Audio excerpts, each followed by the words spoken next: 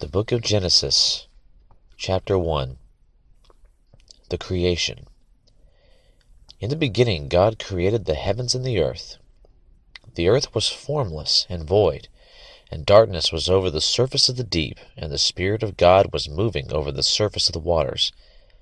Then God said, "Let there be light," and there was light. God saw that the light was good, and God separated the light from the darkness. God called the light day, and the darkness he called night. And there was evening and there was morning, one day. Then God said, "Let there be an expanse in the midst of the waters, and let it separate the waters from the waters." God made the expanse, and separated the waters which were below the expanse from the waters which were above the expanse. And it was so. God called the expanse heaven. And there was evening and there was morning, a second day. Then God said, "Let the waters below the heavens be gathered into one place. Let the dry land appear." And it was so. God called the dry land earth, and the gathering of the waters he called seas. And God saw that it was good. Then God said, "Let the earth sprout vegetation, plants yielding seed, and fruit trees on the earth, bearing fruit after their kind, with seed in them." And it was so. The earth brought forth vegetation, plants yielding seed after their kind, and trees bearing fruit with seed in them after their kind. And God saw that it was good. There was evening and there was morning, a third day. Then God said, "Let there be lights in the expanse of the heavens, to separate the day from the night, and let them be for signs, and for seasons, and for days and years. And let them be for lights in the expanse of the heavens, to give light on the earth." And it was so. God made the two great lights, the greater light to govern the day, and the lesser light to govern the night. He made the stars also. God placed them in the expanse of the heavens, to give light on the earth, and to govern the day and the night, and to separate the light from the darkness. And God saw that it was good. There was evening and there was morning, a fourth day. Then God said, "Let the waters teem with swarms of living creatures, and let birds fly above the earth, in the open expanse of the heavens." God created the great sea monsters, and every living creature that moves, with which the waters swarmed after their kind, and every winged bird after its kind. And God saw that it was good. God blessed them, saying, "Be fruitful and multiply, and fill the waters and the seas, and let birds multiply on the earth." There was evening and there was morning, a fifth day. Then God said, "Let the earth bring forth living creatures after their kind, cattle and creeping things, and beasts of the earth after their kind."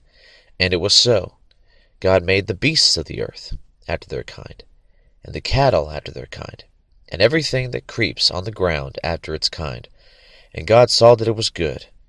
Then God said, "Let us make man in our image, according to our likeness, and let them rule over the fish of the sea, and over the birds of the sky, and over the cattle, and over all the earth, and over every creeping thing that creeps on the earth." God created man in his own image. In the image of God he created them. Male and female he created them. God blessed them, and God said to them, "Be fruitful and multiply, and fill the earth, and subdue it, and rule over the fish of the sea, and over the birds of the sky, and over every living thing that moves on the earth." Then God said, "Behold, I have given you every plant yielding seed that is on the surface of all the earth, and every tree which has fruit yielding seed. It shall be food for you. And to every beast of the earth, and to every bird of the sky, and to everything that moves on the earth, which has life, I have given every green plant for food." And it was so. God saw all that he had made, and behold, it was very good. And there was evening and there was morning, the sixth day. Chapter 2. The Creation of Man and Woman. Thus the heavens and the earth were completed, and all their hosts. By the seventh day God completed his work which he had done, and he rested on the seventh day from all his work which he had done. Then God blessed the seventh day, and sanctified it, because In it he rested from all his work which God had created and made.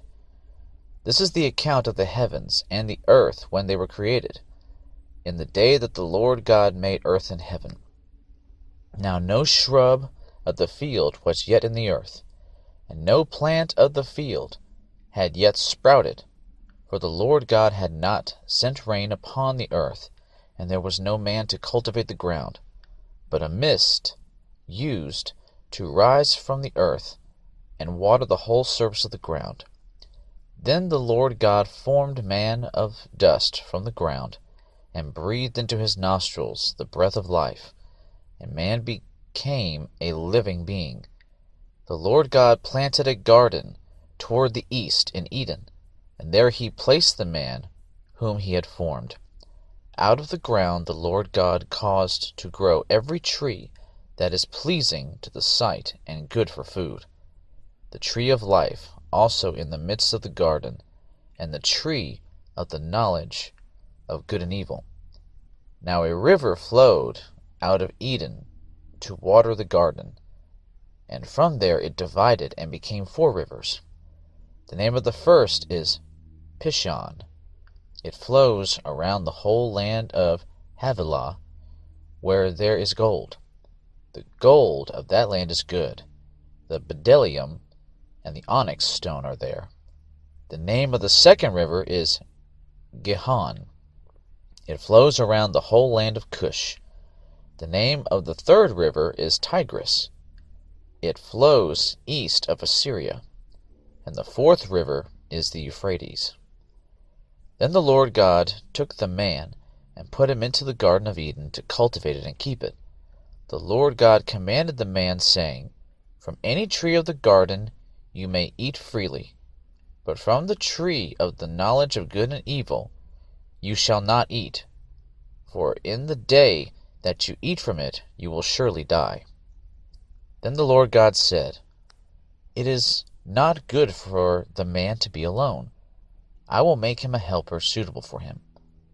Out of the ground the Lord God formed every beast of the field and every bird of the sky, and brought them to the man to see what he would call them. And whatever the man called a living creature, that was its name. The man gave names to all the cattle, and to the birds of the sky, and to every beast of the field. But for Adam there was not found a helper suitable for him. So the Lord God caused a deep sleep to fall upon the man, and he slept. Then he took one of his ribs and closed up the flesh at that place. The Lord God fashioned into a woman the rib which he had taken from the man, and brought her to the man. The man said, This is now bone of my bones and flesh of my flesh. She shall be called woman, because she was taken out of man. For this reason a man shall leave his father and his mother, and be joined to his wife, and they shall become one flesh. And the man and his wife were both naked, and were not ashamed. Chapter 3. The Fall of Man. Now the serpent was more crafty than any beast of the field which the Lord God had made. And he said to the woman, Indeed, has God said, You shall not eat from any tree of the garden? The woman said to the serpent, From the fruit of the trees of the garden we may eat, but from the fruit of the tree which is in the middle of the garden, God has said, You shall not eat from it or touch it, or you will die. The serpent said to the woman, You surely will not die. For God knows that in the day you eat from it, your eyes will be opened, and you will be like God, knowing good and evil. When the woman saw that the tree was good for food, and that it was a delight to the eyes, and that the tree was desirable to make one wise, she took from its fruit and ate. And she gave also to her husband with her, and he ate. Then the eyes of both of them were opened, and they knew that they were naked. And they sewed fig leaves together, and made themselves loin coverings. They heard the sound of the Lord God walking in the garden in the cool of the day, and the man and his wife hid themselves from the presence of the Lord God among the trees of the garden. Then the Lord called to the man and said to him, "Where are you?" He said, "I heard the sound of you in the garden, and I was afraid because I was naked, so I hid myself."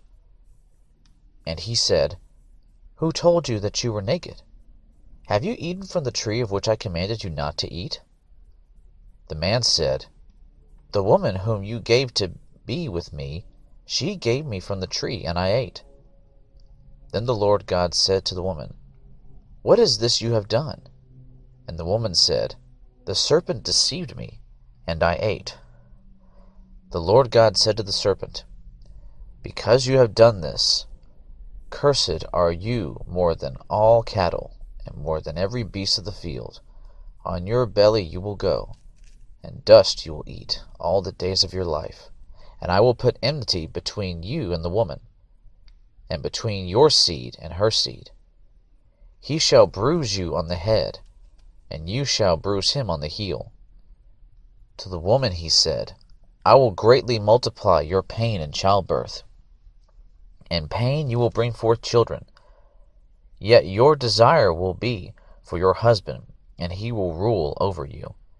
Then to Adam he said, "Because you have listened to the voice of your wife, and have eaten from the tree about which I commanded you, saying, 'You shall not eat from it,' cursed is the ground because of you. In toil you will eat of it all the days of your life. Both thorns and thistles it shall grow for you, and you will eat the plants of the field. By the sweat of your face you will eat bread, till you return to the ground, because from it you were taken. For you are dust, and to dust you shall return." Now the man called his wife's name Eve, because she was the mother of all the living. The Lord God made garments of skin for Adam and his wife, and clothed them. Then the Lord God said, "Behold, the man has become like one of us, knowing good and evil. And now he might stretch out his hand, and take also from the tree of life, and eat, and live forever." Therefore the Lord God sent him out from the Garden of Eden to cultivate the ground from which he was taken. So he drove the man out, and at the east of the Garden of Eden he stationed the cherubim and the flaming sword, which turned every direction to guard the way to the tree of life. Chapter 4. Cain and Abel. Now the man had relations with his wife Eve, and she conceived and gave birth to Cain. And she said, "I have gotten a man-child with the help of the Lord." Again she gave birth to his brother Abel. And Abel was a keeper of flocks, but Cain was a tiller of the ground. So it came about in the course of time that Cain brought an offering to the Lord of the fruit of the ground. Abel on his part also brought of the firstlings of his flock, and of their fat portions. And the Lord had regard for Abel, and for his offering. But for Cain and for his offering he had no regard. So Cain became very angry, and his countenance fell. Then the Lord said to Cain, "Why are you angry, and why has your countenance fallen? If you do well, will not your countenance be lifted up? And if you do not do well, sin is crouching at the door, and its desire is for you, but you must master it." Cain told Abel his brother. And it came about, when they were in the field, that Cain rose up against Abel his brother, and killed him. Then the Lord said to Cain, "Where is Abel your brother?" And he said, "I do not know. Am I my brother's keeper?" He said, "What have you done? The voice of your brother's blood is crying to me from the ground. Now you are cursed from the ground, which has opened its mouth to receive your brother's blood from your hand. When you cultivate the ground, it will no longer yield its strength to you. You will be a vagrant and a wanderer on the earth." Cain said to the Lord, "My punishment is too great to bear. Behold, you have driven me this day from this place of the ground, and from your face I will be hidden. And I will be a vagrant and a wanderer on the earth, and whoever finds me will kill me." So the Lord said to him, "Therefore, whoever kills Cain, vengeance will be taken on him sevenfold. And the Lord appointed a sign for Cain, so that no one finding him would slay him. Then Cain went out from the presence of the Lord, and settled in the land of Nod, east of Eden. Cain had relations with his wife, and she conceived and gave birth to Enoch. And he built a city, and called the name of his city Enoch, after the name of his son. Now to Enoch was born Irad, and Irad became the father of Mehujael, and Mehujael became the father of Methushael, and Methushael became the father of Lamech. Lamech took to himself 2 wives. The name of the one was Adah, and the name of the other Zillah. Adah gave birth to Jabal. He was the father of those who dwell in tents and have livestock. His brother's name was Jubal. He was the father of all those who play the lyre and pipe. As for Zillah, she also gave birth to Tubal-Cain, the forger of all implements of bronze and iron, and the sister of Tubal-Cain was Naamah. Lamech said to his wives, Adah and Zillah, listen to my voice, you wives of Lamech. Give heed to my speech, for I have killed a man for wounding me, and a boy for striking me. If Cain is avenged 7-fold, then Lamech 77-fold. Adam had relations with his wife again, and she gave birth to a son, and named him Seth. For she said, God has appointed me another offspring in place of Abel, for Cain killed him. To Seth, to him also a son was born, and he called his name Enosh. Then men began to call upon the name of the Lord. Chapter 5. Descendants of Adam. This is the book of the generations of Adam. In the day when God created man, he made him in the likeness of God. He created the male and female, and he blessed them and named them man in the day when they were created. When Adam had lived 130 years, he became the father of a son in his own likeness, according to his image, and named him Seth. Then the days of Adam after he became the father of Seth were 800 years, and he had other sons and daughters. So all the days that Adam lived were 930 years, and he died. Seth lived 105 years, and became the father of Enosh. Then Seth lived 807 years after he became the father of Enosh, and he had other sons and daughters. So all the days of Seth were 912 years, and he died. Enosh lived 90 years, and became the father of Kenan. Then Enosh lived 815 years after he became the father of Kenan, and he had other sons and daughters. So all the days of Enosh were 905 years, and he died. Kenan lived 70 years, and became the father of Mahalalel. Then Kenan lived 840 years after he became the father of Mahalalel, and he had other sons and daughters. So all the days of Kenan were 910 years, and he died. Mahalalel lived 65 years and became the father of Jared. Then Mahalalel lived 830 years after he became the father of Jared, and he had other sons and daughters. So all the days of Mahalalel were 895 years, and he died. Jared lived 162 years, and he became the father of Enoch. Then Jared lived 800 years after he became the father of Enoch, and he had other sons and daughters. So all the days of Jared were 962 years, and he died. Enoch lived 65 years and became the father of Methuselah. Then Enoch walked with God 300 years after he became the father of Methuselah, and he had other sons and daughters. So all the days of Enoch were 365 years. Enoch walked with God, and he was not, for God took him. Methuselah lived 187 years, and became the father of Lamech. Then Methuselah lived 782 years after he became the father of Lamech, and he had other sons and daughters. So all the days of Methuselah were 969 years, and he died. Lamech lived 182 years and became the father of a son. Now he called his name Noah, saying, This one will give us rest from our work and from the toil of our hands arising from the ground which the Lord has cursed. Then Lamech lived 595 years after he became the father of Noah, and he had other sons and daughters. So all the days of Lamech were 777 years, and he died. Noah was 500 years old, and Noah became the father of Shem, Ham, and Japheth. Chapter 6. The corruption of mankind.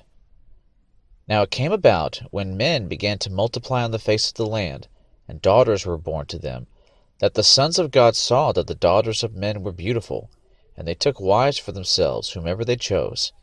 Then the Lord said, My spirit shall not strive with man forever, because he also is flesh.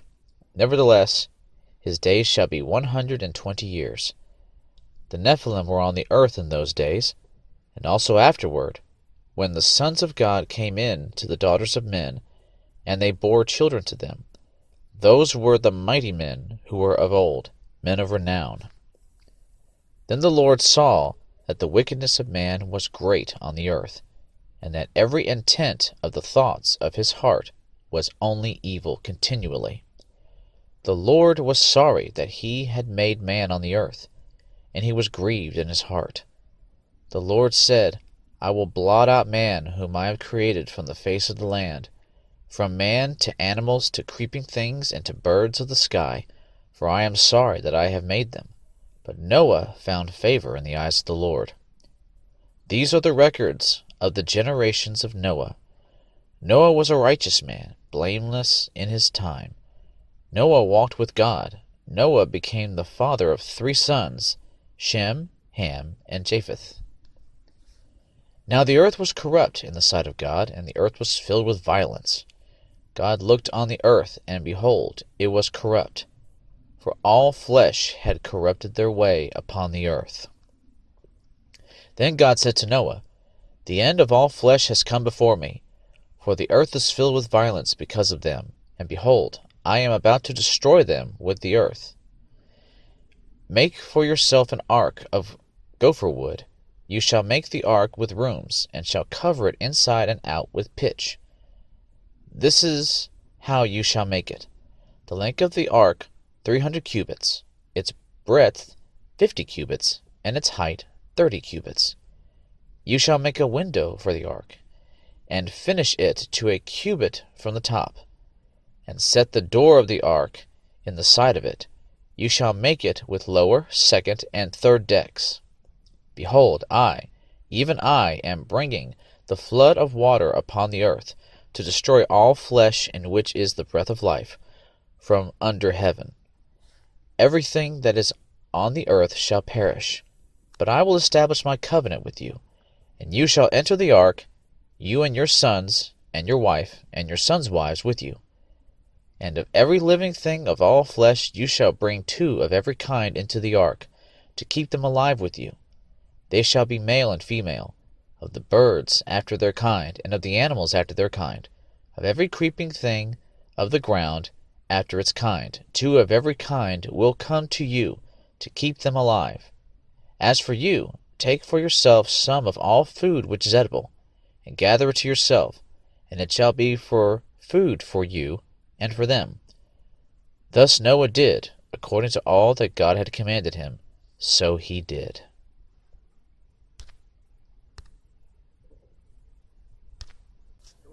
Chapter 7. The Flood.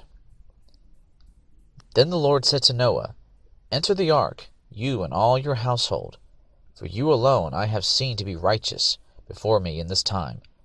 You shall take with you of every clean animal by 7s, a male and his female, and of the animals that are not clean 2, a male and his female. Also of the birds of the sky by 7s, male and female, to keep offspring alive on the face of all the earth. For after 7 more days I will send rain on the earth 40 days and 40 nights, and I will blot out from the face of the land every living thing that I have made. Noah did according to all that the Lord had commanded him. Now Noah was 600 years old when the flood of water came upon the earth.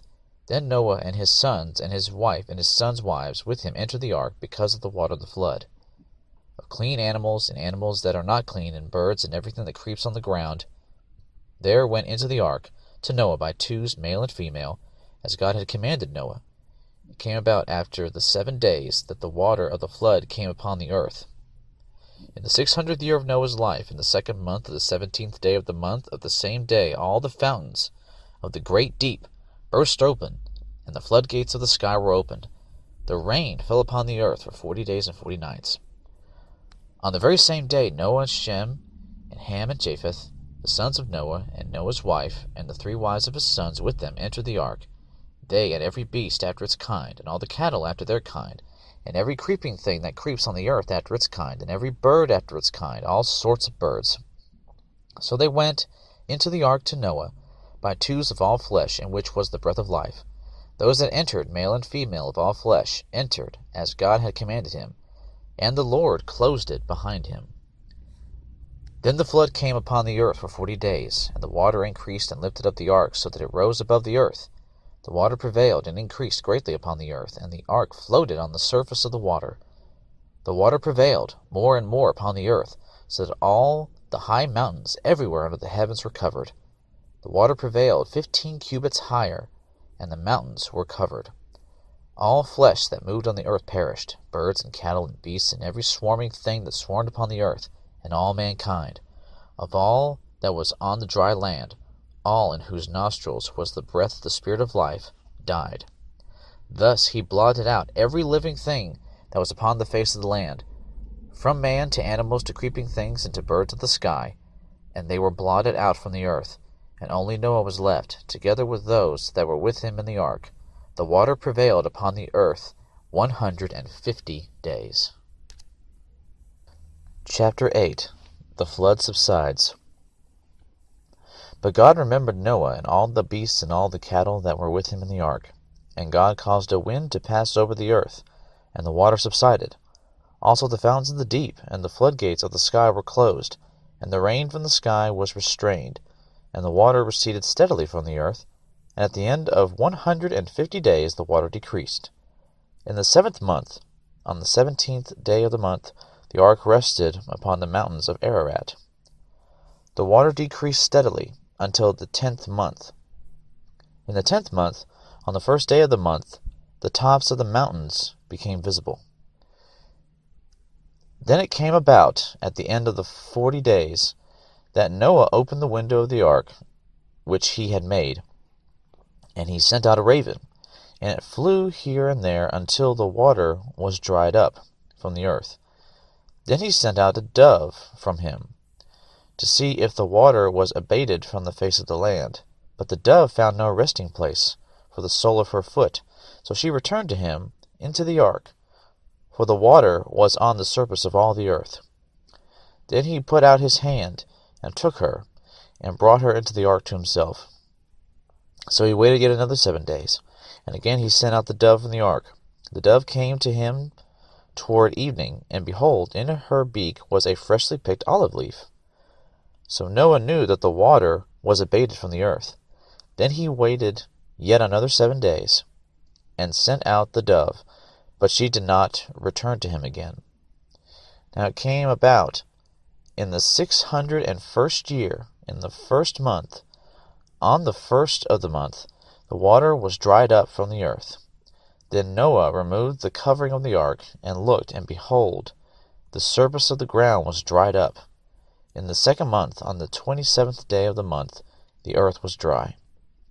Then God spoke to Noah, saying, Go out of the ark, you and your wife, and your sons' wives with you. Bring out with you every living thing of all flesh that is with you, birds and animals, and every creeping thing that creeps on the earth, that they may breed abundantly on the earth, and be fruitful and multiply on the earth. So Noah went out, and his sons and his wife and his sons' wives with him. Every beast, every creeping thing, and every bird, everything that moves on the earth went out by their families from the ark. Then Noah built an altar to the Lord, and took of every clean animal and of every clean bird an offering, and offered burnt offerings on the altar. The Lord smelled the soothing aroma, and the Lord said to himself, I will never again curse the ground on account of man, for the intent of man's heart is evil from his youth, and I will never again destroy every living thing as I have done. While the earth remains, seed time and harvest, and cold and heat, and summer and winter, and day and night shall not cease. Chapter 9. Covenant of the Rainbow.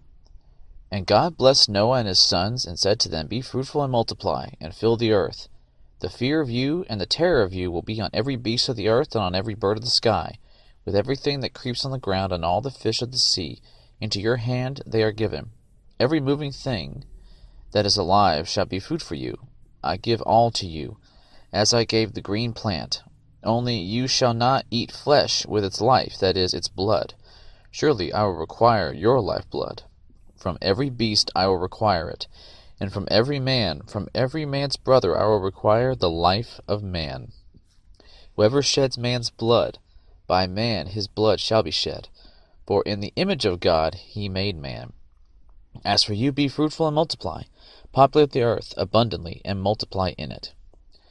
Then God spoke to Noah and to his sons with him, saying, Now behold, I myself do establish my covenant with you, and with your descendants after you, and with every living creature that is with you, the birds, the cattle, and every beast on the earth with you, of all that comes out of the ark, even every beast on the earth. I establish my covenant with you, and all flesh shall never again be cut off by the water of the flood, neither shall there again be a flood to destroy the earth. God said, This is the sign of the covenant which I am making between me and you and every living creature that is with you, for all successive generations. I set my bow in the cloud, and it shall be for a sign of a covenant between me and the earth. It shall come about, when I bring a cloud over the earth, that the bow will be seen in the cloud. And I will remember my covenant, which is between me and you and every living creature of all flesh, and never again shall the water become a flood to destroy all flesh. When the bow is in the cloud, then I will look upon it, to remember the everlasting covenant between God and every living creature of all flesh that is on the earth. And God said to Noah, This is the sign of the covenant which I have established between me and all flesh that is on the earth. Now the sons of Noah who came out of the ark were Shem and Ham and Japheth. And Ham was the father of Canaan. These three were the sons of Noah, and from these the whole earth was populated. Then Noah began farming, and planted a vineyard. He drank of the wine and became drunk, and uncovered himself inside his tent. Ham, the father of Canaan, saw the nakedness of his father, and told his two brothers outside. But Shem and Japheth took a garment, and laid it upon both their shoulders, and walked backward, and covered the nakedness of their father, and their faces were turned away, so that they did not see their father's nakedness. When Noah awoke from his wine, he knew what his youngest son had done to him. So he said, Cursed be Canaan, a servant of servants he shall be to his brothers. He also said, Blessed be the Lord, the God of Shem, and let Canaan be his servant. May God enlarge Japheth, and let him dwell in the tents of Shem, and let Canaan be his servant. Noah lived 350 years after the flood. So all the days of Noah were 950 years, and he died. Chapter 10. Descendants of Noah. Now these are the records of the generations of Shem, Ham, and Japheth, the sons of Noah. And sons were born to them after the flood. The sons of Japheth were Gomer, and Magog, and Madai, and Javan, and Tubal, and Meshech, and Tyrus.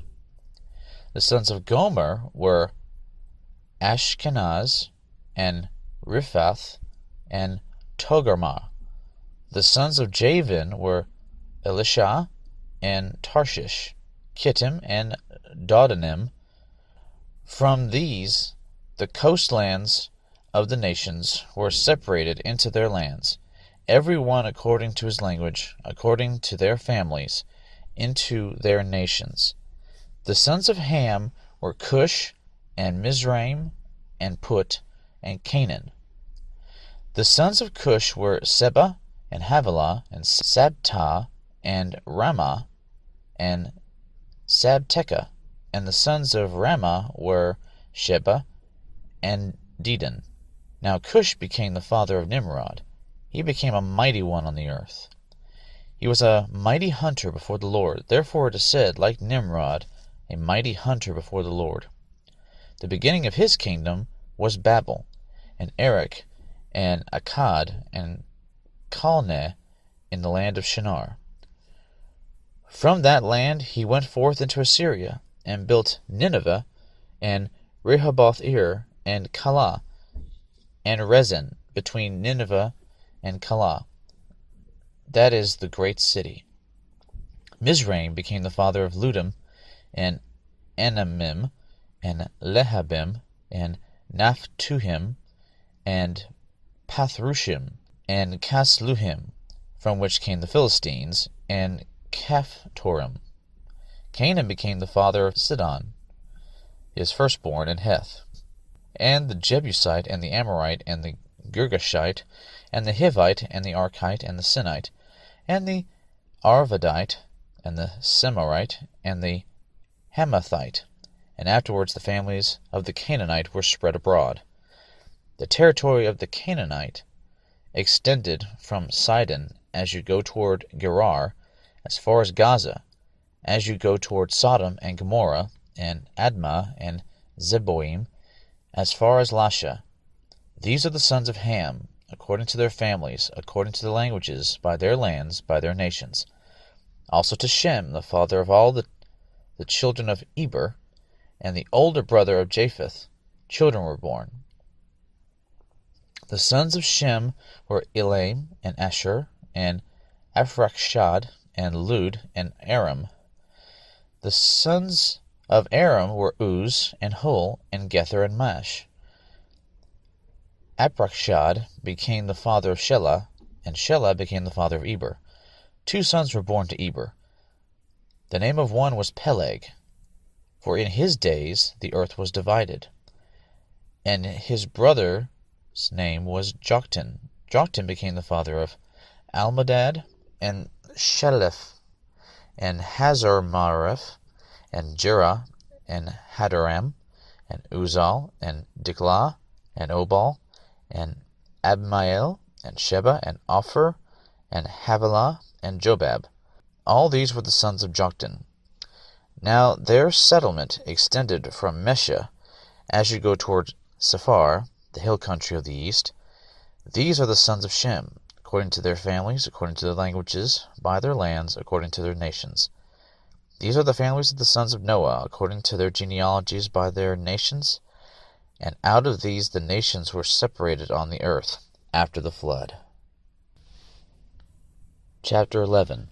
Universal language, Babel, confusion. Now the whole earth used the same language and the same words. It came about as they journeyed east, that they found a plain in the land of Shinar, and settled there. They said to one another, Come, let us make bricks, and burn them thoroughly. And they used brick for stone, and they used tar for mortar.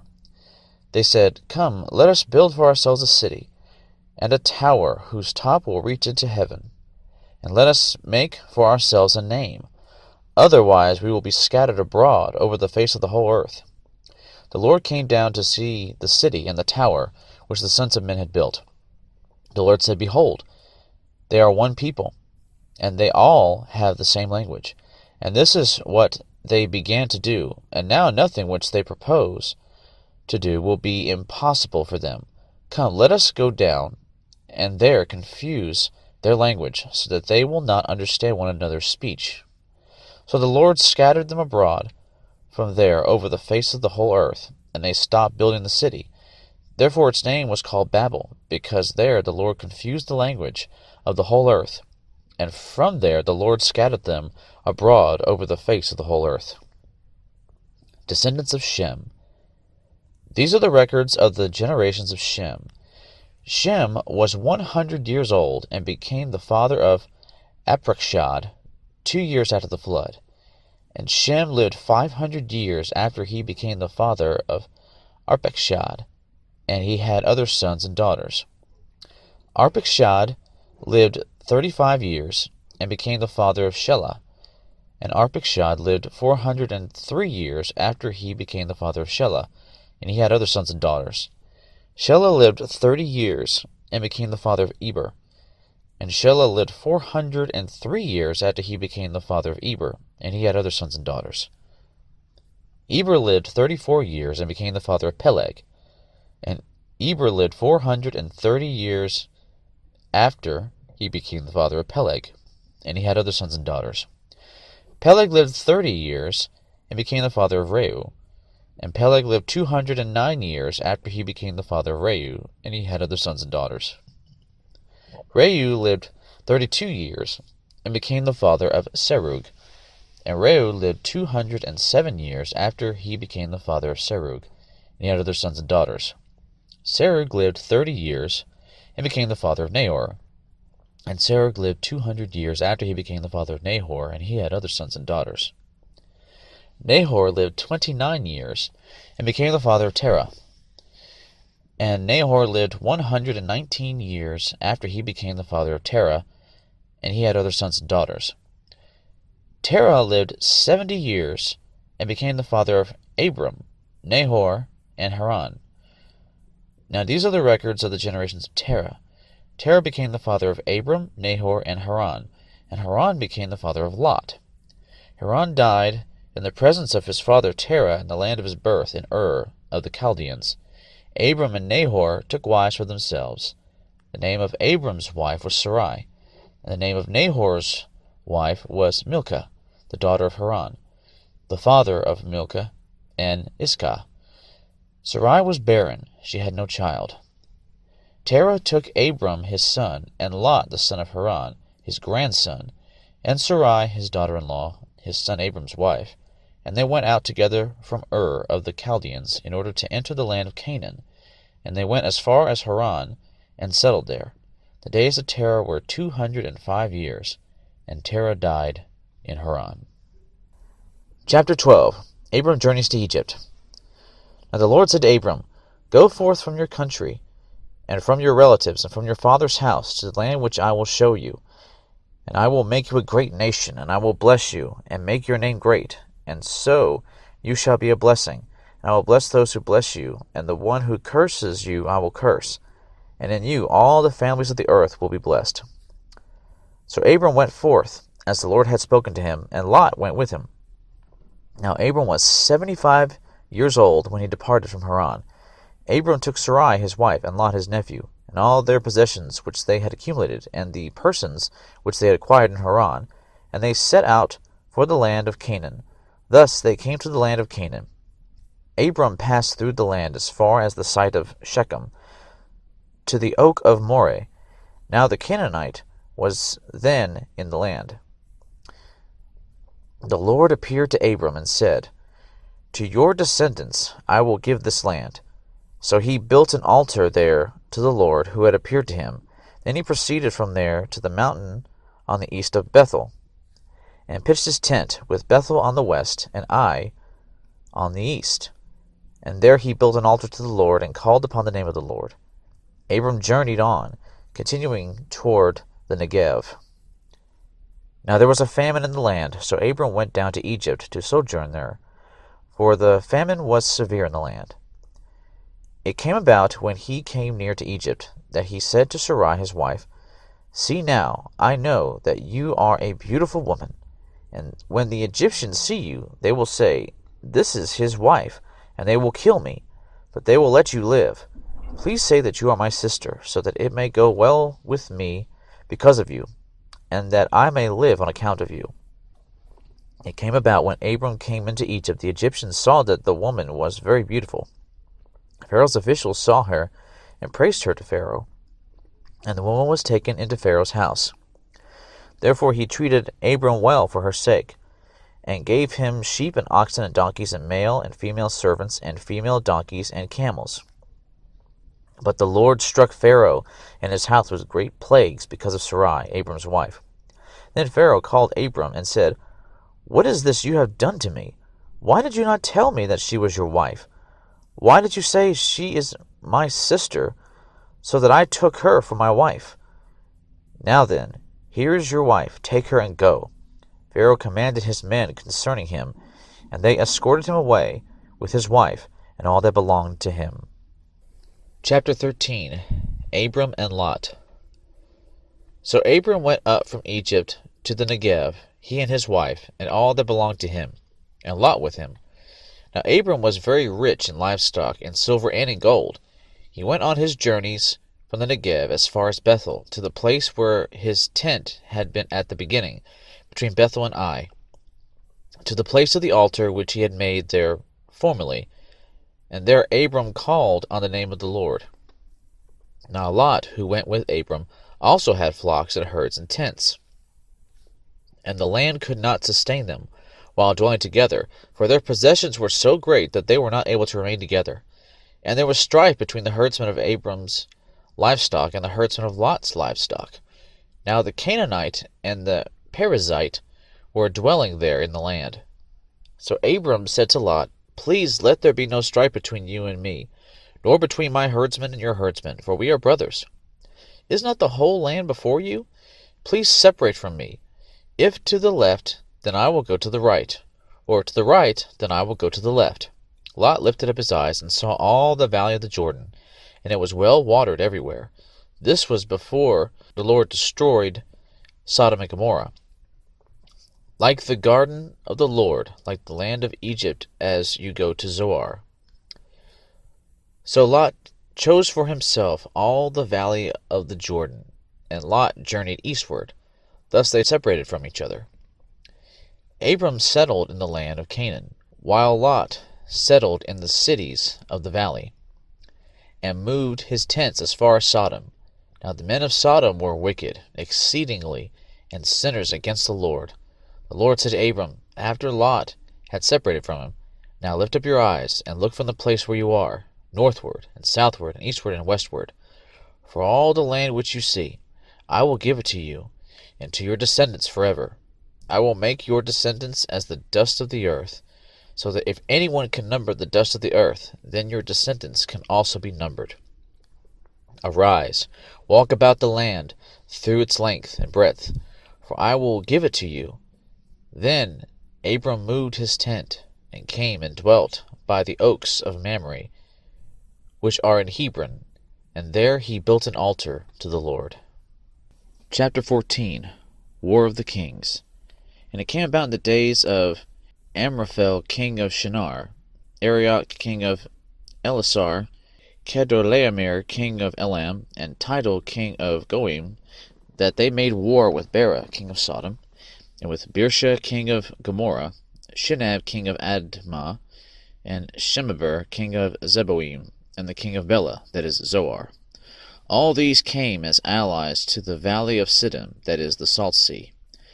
12 years they had served Kedorlaomer, but the 13th year they rebelled. In the 14th year of Kedorlaomer, and the kings that were with him came and defeated the Rephaim in Ashtaroth Karnaim, and the Zuzim in Ham, and the Emim in Shaveh Kiriathaim, and the Horites in their Mount Seir, as far as El Paran, which is by the wilderness. Then they turned back, and came to En Mishpat, that is Kadesh, and conquered all the country of the Amalekites, and also the Amorites, who lived in Hazazon Tamar. And the king of Sodom, and the king of Gomorrah, and the king of Admah, and the king of Zeboim, and the king of Bela, that is Zoar, came out, and they arrayed for battle against them in the valley of Siddim, against Kedorlaomer king of Elam, and Tidal king of Goim, and Amraphel king of Shinar, and Arioch king of Elasar. 4 kings against 5. Now the valley of Siddim was full of tar pits, and the kings of Sodom and Gomorrah fled, and they fell into them. But those who survived fled to the hill country. Then they took all the goods of Sodom and Gomorrah, and all the food supply, and departed. They also took Lot, Abram's nephew, and his possessions, and departed, for he was living in Sodom. Then a fugitive came and told Abram the Hebrew. Now he was living by the oaks of Mamre, the Amorite, brother of Eshcol, and brother of Aner, and these were allies with Abram. When Abram heard that his relative had been taken captive, he led out his trained men born in his house, 318, and went in pursuit as far as Dan. He divided his forces against them by night, he and his servants, and defeated them, and pursued them as far as Hobah, which is north of Damascus. He brought back all the goods, and also brought back his relative Lot with his possessions, and also the women and the people. God's promise to Abram. Then after his return from the defeat of Chedorlaomer and the kings who were with him, the king of Sodom went out to meet him at the valley of Shaveh, that is, the king's valley. And Melchizedek, king of Salem, brought out bread and wine. Now he was a priest of God Most High. He blessed him and said, Blessed be Abram of God Most High, professor of heaven and earth, and blessed be God Most High, who has delivered your enemies into your hand. He gave him a tenth of all. The king of Sodom said to Abram, Give the people to me, and take the goods for yourself. Abram said to the king of Sodom, I have sworn to the Lord God Most High, possessor of heaven and earth, that I will not take a thread or sandal thong, or anything that is yours, for fear you would say, I have made Abram rich. I will take nothing except what the young men have eaten, and the share of the men who went with me, Aner, Eshcol, and Mamre. Let them take their share. Chapter 15. Abram promised a son. After these things, the word of the Lord came to Abram in a vision, saying, Do not fear, Abram. I am a shield to you. Your reward shall be very great. Abram said, Lord God, what will you give me, since I am childless, and the heir of my house is Eliezer of Damascus? And Abram said, Since you have given no offspring to me, one born in my house is my heir. Then, behold, the word of the Lord came to him, saying, This man will not be your heir, but one who will come forth from your own body, he shall be your heir. And he took him outside and said, Now look toward the heavens, and count the stars, if you are able to count them. And he said to him, So shall your descendants be. Then he believed in the Lord, and he reckoned it to him as righteousness. And he said to him, I am the Lord who brought you out of Ur of the Chaldeans, to give you this land to possess it. He said, O Lord God, how may I know that I will possess it? So he said to him, Bring me a 3-year-old heifer, and a 3-year-old female goat, and a 3-year-old ram, and a turtle dove, and a young pigeon. Then he brought all these to him, and cut them in two, and laid each half opposite the other. But he did not cut the birds. The birds of prey came down upon the carcasses, and Abram drove them away. Now when the sun was going down, a deep sleep fell upon Abram, and behold, terror and great darkness fell upon him. God said to Abram, Know for certain that your descendants will be strangers in a land that is not theirs, where they will be enslaved and oppressed 400 years. But I will also judge the nation whom they will serve, and afterward they will come out with many possessions. As for you, you shall go to your fathers in peace. You will be buried at a good old age. Then in the 4th generation they will return here, for the iniquity of the Amorite is not yet complete. It came about when the sun had set that it was very dark, and behold, there appeared a smoking oven and a flaming torch which passed between these pieces. On that day the Lord made a covenant with Abram, saying, To your descendants I have given this land, from the river of Egypt as far as the great river, the river Euphrates. The Kenite, and the Kenizzite, and the Cadmonite, and the Hittite, and the Perizzite, and the Rephaim, and the Amorite, and the Canaanite, and the Girgashite, and the Jebusite. Chapter 16. Sarai and Hagar. Now Sarai, Abram's wife, had borne him no children, and she had an Egyptian maid whose name was Hagar. So Sarai said to Abram, Now behold, the Lord has prevented me from bearing children. Please go in to my maid. Perhaps I will obtain children through her. And Abram listened to the voice of Sarai.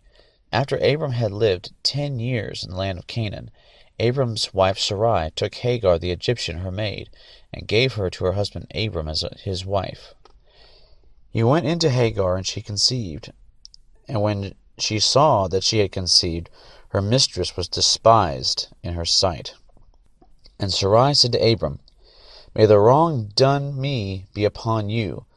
I gave my maid into your arms, but when she said that she had conceived, I was despised in her sight. May the Lord judge between you and me. But Abram said to Sarai, Behold, your maid is in your power. Do to her what is good in your sight. So Sarai treated her harshly, and she fled from her presence. Now the angel of the Lord found her by a spring of water in the wilderness, by the spring on the way to Shur. He said, Hagar, Sarai's maid, where have you come from, and where are you going? And she said, I am fleeing from the presence of my mistress Sarai. And the angel of the Lord said to her, Return to your mistress and submit yourself to her authority. Moreover, the angel of the Lord said to her, I will greatly multiply your descendants, so that they will be too many to count. The angel of the Lord said to her further, Behold, you are with child, and you will bear a son, and you shall call his name Ishmael, because the Lord has given heed to your affliction. He will be a wild donkey of a man. His hand will be against everyone, and everyone's hand will be against him, and he will live to the east of all his brothers. Then she called the name of the Lord who spoke to her, You are a God who sees. For she said, Have I even remained alive here after seeing him?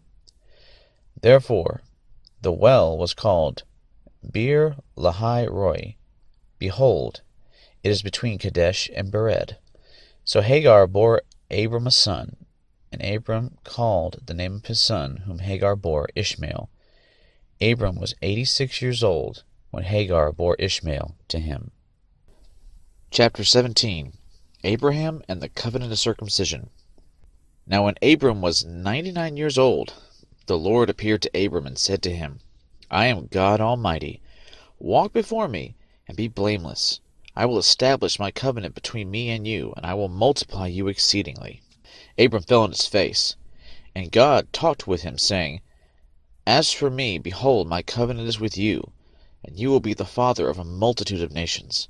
No longer shall your name be called Abram, but your name shall be Abraham, for I have made you the father of a multitude of nations.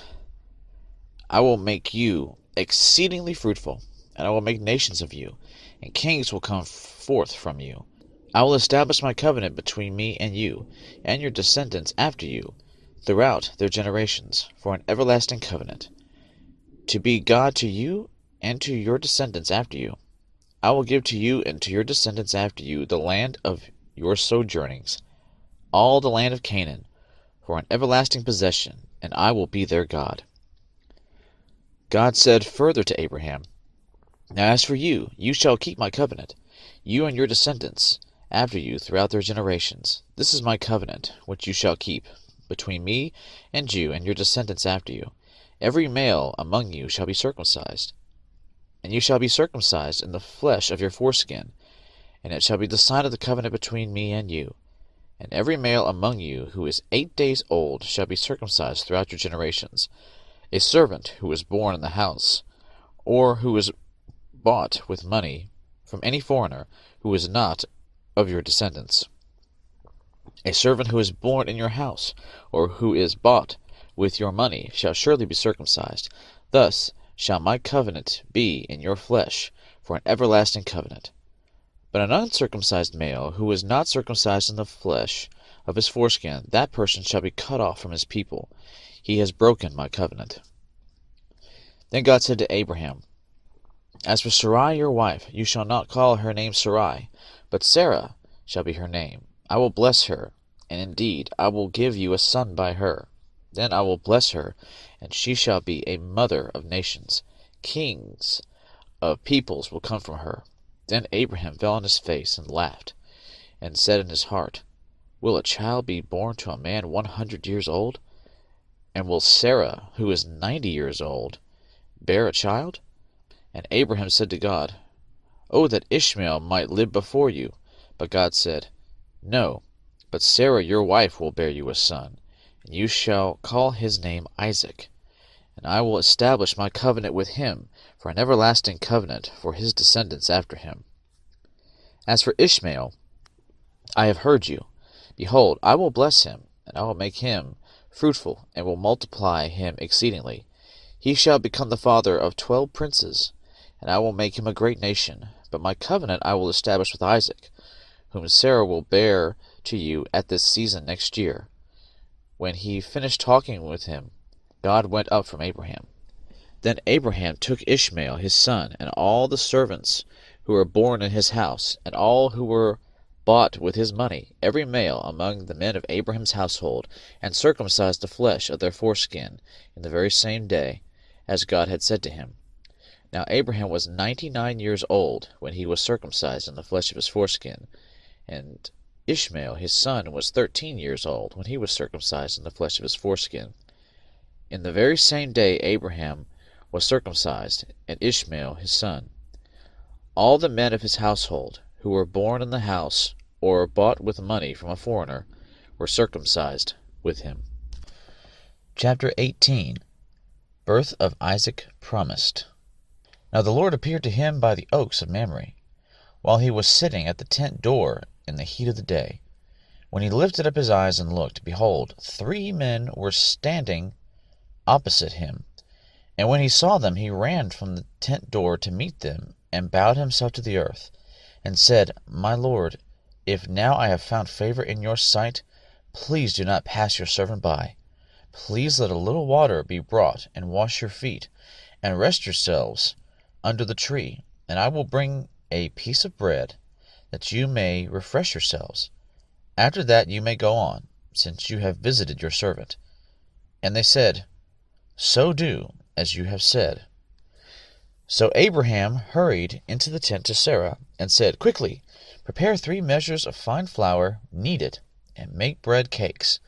Abraham also ran to the herd, and took a tender and choice calf, and gave it to the servant, and he hurried to prepare it. He took curds and milk, and the calf which he had prepared, and placed it before them, and he was standing by them under the tree as they ate. Then they said to him, "Where is Sarah your wife?" And he said, "There in the tent." He said, "I will surely return to you at this time next year, and behold, Sarah your wife will have a son." And Sarah was listening at the tent door, which was behind him.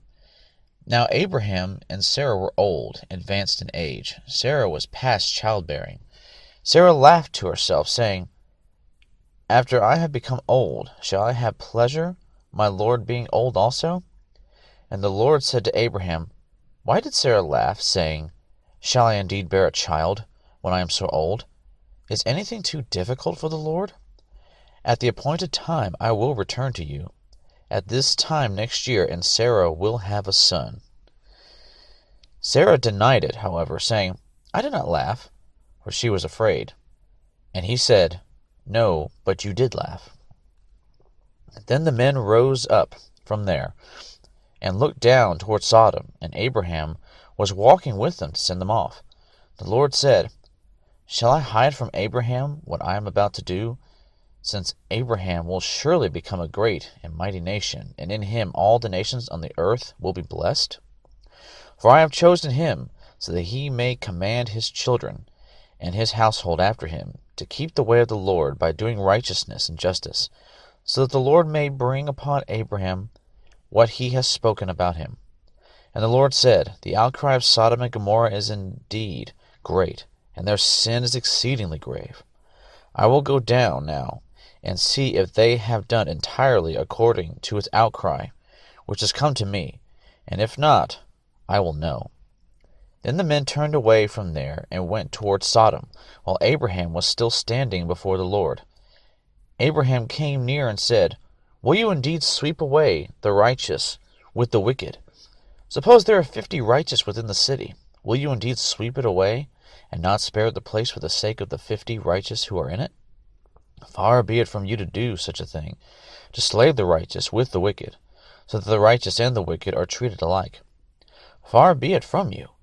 Shall not the judge of all the earth deal justly?" So the Lord said, "If I find in Sodom 50 righteous within the city, then I will spare the whole place on their account." And Abraham replied, "Now behold, I have ventured to speak to the Lord, although I am but dust and ashes. Suppose the 50 righteous are lacking 5. Will you destroy the whole city because of 5? And he said, I will not destroy it, if I find 45 there. He spoke to him yet again and said, Suppose 40 are found there. And he said, I will not do it on account of the 40. Then he said, Oh, may the Lord not be angry, and I shall speak. Suppose 30 are found there. And he said, I will not do it if I find 30 there. And he said, Now behold, I have ventured to speak to the Lord. Suppose 20 are found there. And he said, I will not destroy it on account of the 20. Then he said, Oh, may the Lord not be angry, and I shall speak only this once. Suppose 10 are found there. And he said, I will not destroy it on account of the 10. As soon as he had finished speaking to Abraham, the Lord departed, and Abraham returned to his place. Chapter 19. The Doom of Sodom. Now the 2 angels came to Sodom in the evening, as Lot was sitting in the gate of Sodom. When Lot saw them, he rose to meet them, and bowed down with his face to the ground. And he said, Now behold, my lords, please turn aside into your servant's house, and spend the night and wash your feet, that you may rise early and go on your way. They said, however, No, but we shall spend the night in the square. Yet he urged them strongly. So they turned aside to him and entered his house. And he prepared a feast for them, and baked unleavened bread, and they ate. Before they lay down, the men of the city, the men of Sodom, surrounded the house, both young and old, all the people from every quarter. And they called to Lot and said to him, Where are the men who came to you tonight? Bring them out to us, that we may have relations with them. But Lot went out to them at the doorway, and shut the door behind him, and said, Please, my brothers, do not act wickedly. Now behold, I have 2 daughters, who have not had relations with man. Please, let me bring them out to you, and do to them whatever you like. Only do nothing to these men, insomuch as they have come under the shelter of my roof. But they said, Stand aside. Furthermore, they said, This one came in as an alien, and already he is acting like a judge. Now we will treat you worse than them. So they pressed hard against Lot, and came near to break the door. But the men reached out their hands, and brought Lot into the house with them, and shut the door. They struck the men who were at the doorway of the house with blindness, both small and great, so that they wearied themselves trying to find the doorway. Then the 2 men said to Lot, Who else have you here? A son-in-law, and your sons, and your daughters, and whoever you have in the city. Bring them out of the place. For we are about to destroy this place, because their outcry has become so great before the Lord, that the Lord has sent us to destroy it. Lot went out, and spoke to his sons-in-law, who were to marry his daughters, and said, Up, get out of this place, for the Lord will destroy the city. But he appeared to his sons-in-law to be jesting. When morning dawned, the angels urged Lot, saying, Up, take your wife and your 2 daughters who are here, or you will be swept away in the punishment of the city. But he hesitated. So the men seized his hand, and the hand of his wife, and the hands of his 2 daughters, for the compassion of the Lord was upon him. And they brought him out, and put him outside the city. When they had brought them outside, one said, Escape for your life. Do not look behind you, and do not stay anywhere in the valley. Escape to the mountains, or you will be swept away. But Lot said to them, Oh, no, my lords. Now behold, your servant has found favor in your sight, and you have magnified your loving kindness, which you have shown me by saving my life. But I cannot escape to the mountains, for the disaster will overtake me, and I will die. Now behold, this town is near enough to flee to, and it is small. Please, let me escape there. Is it not small? That my life may be saved. He said to him, Behold, I grant you this request also, not to overthrow the town of which you have spoken. Hurry, escape there, for I cannot do anything until you arrive there. Therefore the name of the town was called Zoar. The sun had risen over the earth when Lot came to Zoar. Then the Lord rained on Sodom and Gomorrah brimstone and fire from the Lord out of heaven. And he overthrew those cities, and all the valley, and all the inhabitants of the cities. and what grew on the ground. But his wife, from behind him, looked back, and she became a pillar of salt. Now Abraham arose early in the morning and went to the place where he had stood before the Lord. And he looked down toward Sodom and Gomorrah, and toward all the land of the valley. And he saw, and behold, the smoke of the land ascended like the smoke of a furnace. Thus it came about, when God destroyed the cities of the valley, that God remembered Abraham, and sent Lot out of the midst of the overthrow, when he overthrew the cities of which Lot lived. Lot is debased. Lot went up from Zoar, and stayed in the mountains, and his 2 daughters with him. For he was afraid to stay in Zoar, and he stayed in a cave, he and his 2 daughters. Then the firstborn said to the younger, Our father is old, and there is not a man on earth to come in to us after the manner of the earth. Come, let us make our father drink wine, and let us lie with him, that we may preserve our family through our father. So they made their father drink wine that night, and the firstborn went in and lay with her father. And he did not know when she lay down or when she arose. On the following day the firstborn said to the younger, Behold, I lay last night with my father. Let us make him drink wine tonight also. Then you go in and lie with him, that we may preserve our family through our father. So they made their father drink wine that night also, and the younger arose and lay with him, and he did not know when she lay down or when she arose.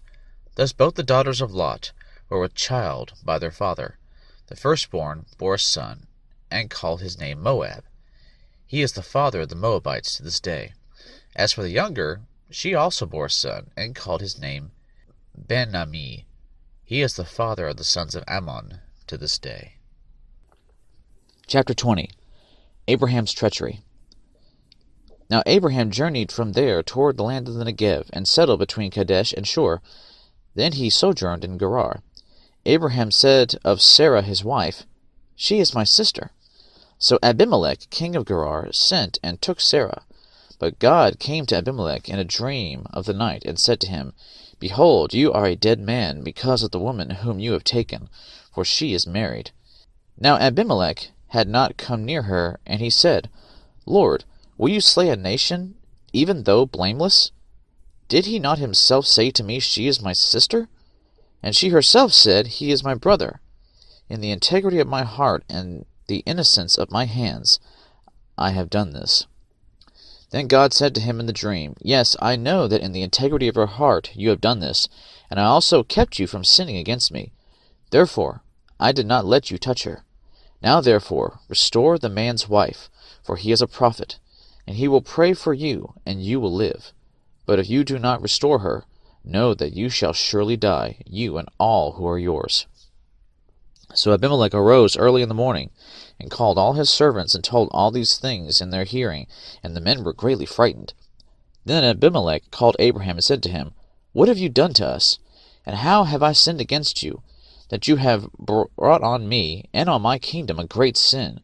You have done to me things that ought not to be done. And Abimelech said to Abraham, What have you encountered, that you have done this thing? Abraham said, Because I thought, Surely there is no fear of God in this place, and they will kill me because of my wife. Besides, she actually is my sister, the daughter of my father, but not the daughter of my mother, and she became my wife. And it came about, when God caused me to wander from my father's house, that I said to her, This is the kindness which you have showed to me. Everywhere we go, say of me, He is my brother. Abimelech then took sheep and oxen, and male and female servants, and gave them to Abraham, and restored his wife Sarah to him. Abimelech said, Behold, my land is before you, settle wherever you please. To Sarah he said, Behold, I have given your brother 1,000 pieces of silver. Behold, it is your vindication before all who are with you, and before all men you are cleared. Abraham prayed to God, and God healed Abimelech and his wife and his maids, so that they bore children. For the Lord had closed fast all the wombs of the household of Abimelech because of Sarah, Abraham's wife. Chapter 21. Isaac is born. Then the Lord took note of Sarah, as he had said, and the Lord did for Sarah as he had promised. So Sarah conceived and bore a son to Abraham in his old age, at the appointed time of which God had spoken to him. Abraham called the name of his son who was born to him, whom Sarah had borne to him, Isaac. Then Abraham circumcised his son Isaac when he was 8 days old, as God had commanded him. Now Abraham was 100 years old when his son Isaac was born to him. Sarah said, God has made laughter for me. Everyone who hears will laugh with me. And she said, Who would have said to Abraham that Sarah would nurse children? Yet I have borne him a son in his old age. The child grew and was weaned, and Abraham made a great feast on the day that Isaac was weaned. Sarah turns against Hagar. Now Sarah saw the son of Hagar the Egyptian, whom she had borne to Abraham, mocking. Therefore she said to Abraham, Drive out this maid and her son, for the son of this maid shall not be an heir with my son Isaac. The matter distressed Abraham greatly because of his son. But God said to Abraham, Do not be distressed because of the lad and your maid. Whatever Sarah tells you, listen to her, for through Isaac your descendants shall be named. And of the son of the maid I will make a nation also, because he is your descendant. So Abraham rose early in the morning, and took bread and a skin of water, and gave them to Hagar, putting them on her shoulder, and gave her the boy, and sent her away, as she departed and wandered about in the wilderness of Beersheba. When the water in the skin was used up, she left the boy under one of the bushes. Then she went and sat down opposite him, about a bowshot away, for she said, Do not let me see the boy die. And she sat opposite him, and lifted up her voice and wept. God heard the lad crying, and the angel of God called to Hagar from heaven and said to her, What is the matter with you, Hagar? Do not fear, for God has heard the voice of the lad where he is. Arise, lift up the lad, and hold him by the hand, for I will make a great nation of him. Then God opened her eyes, and she saw a well of water, and she went and filled the skin with water, and gave the lad a drink. God was with the lad, and he grew, and he lived in the wilderness, and became an archer. He lived in the wilderness of Paran, and his mother took a wife for him from the land of Egypt.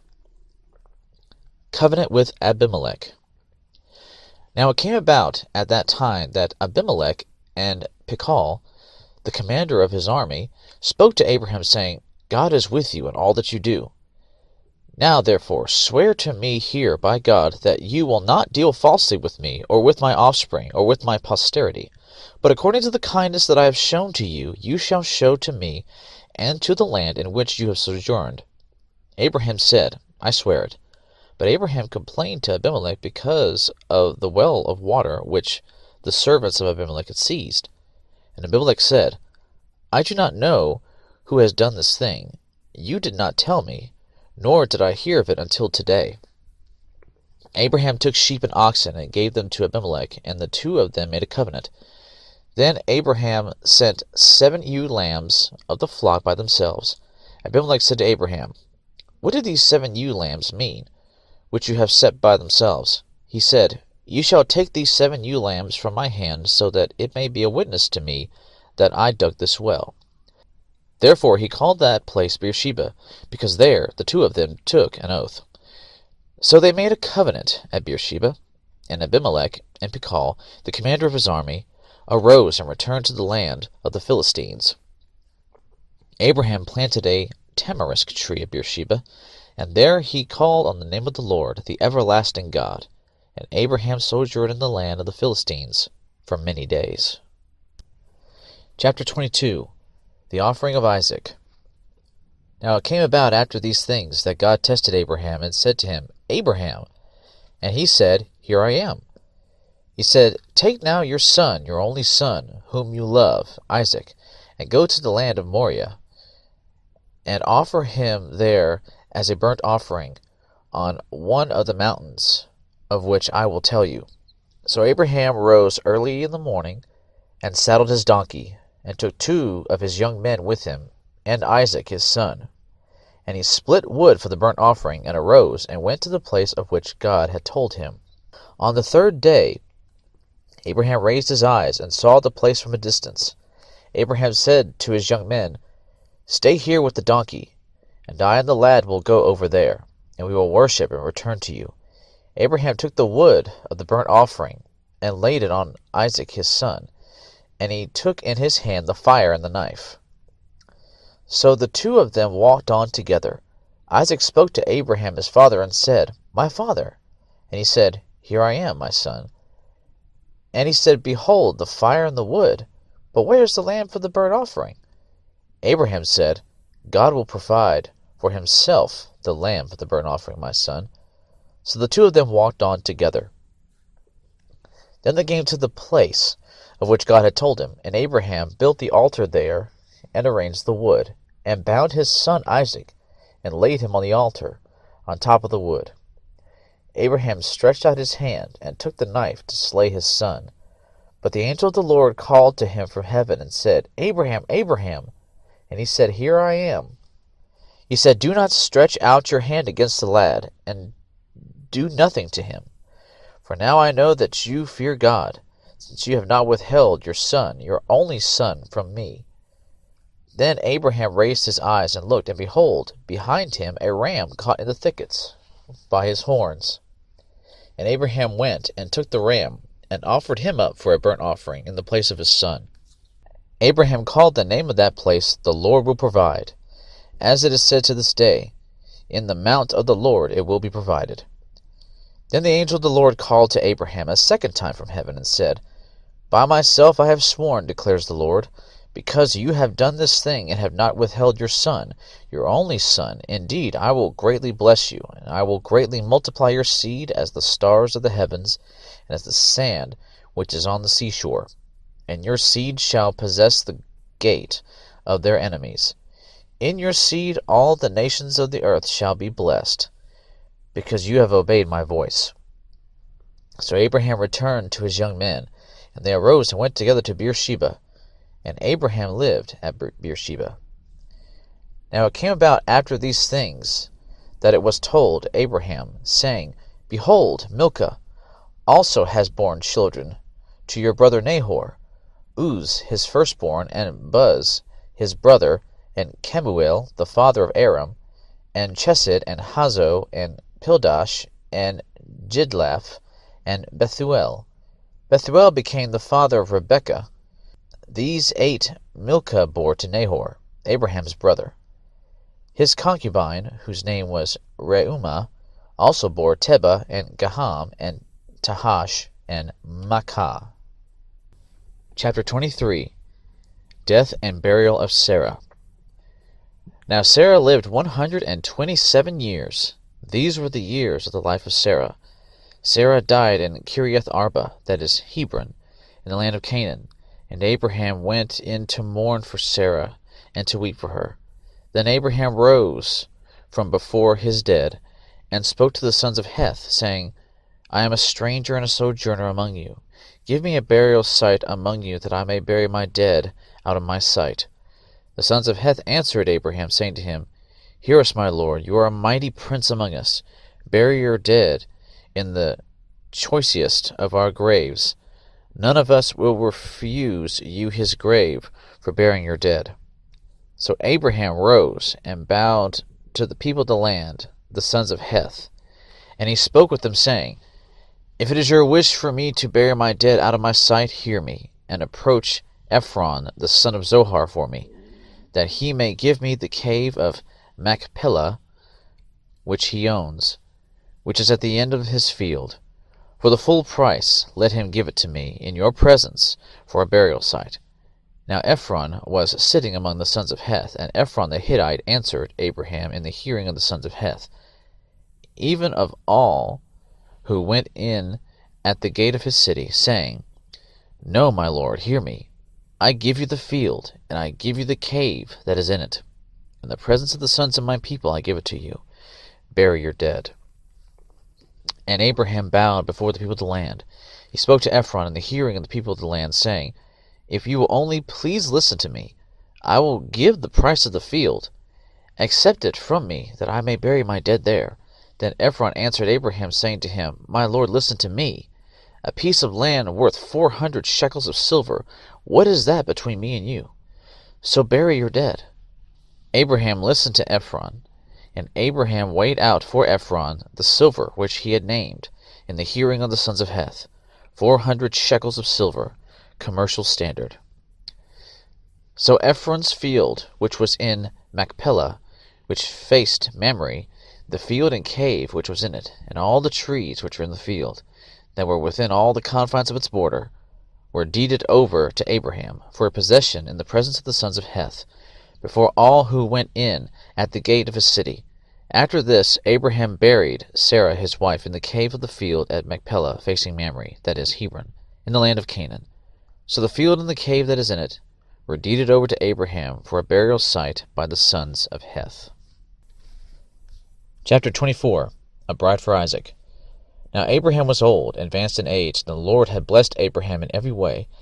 Abraham said to his servant, the oldest of his household, who had charge of all that he owned, Please place your hand under my thigh, and I will make you swear by the Lord, the God of heaven and the God of earth, that you shall not take a wife for my son from the daughters of the Canaanites, among whom I live, but you will go to my country and to my relatives, and take a wife for my son Isaac. The servant said to him, Suppose the woman is not willing to follow me to this land. Should I take your son back to the land from where you came?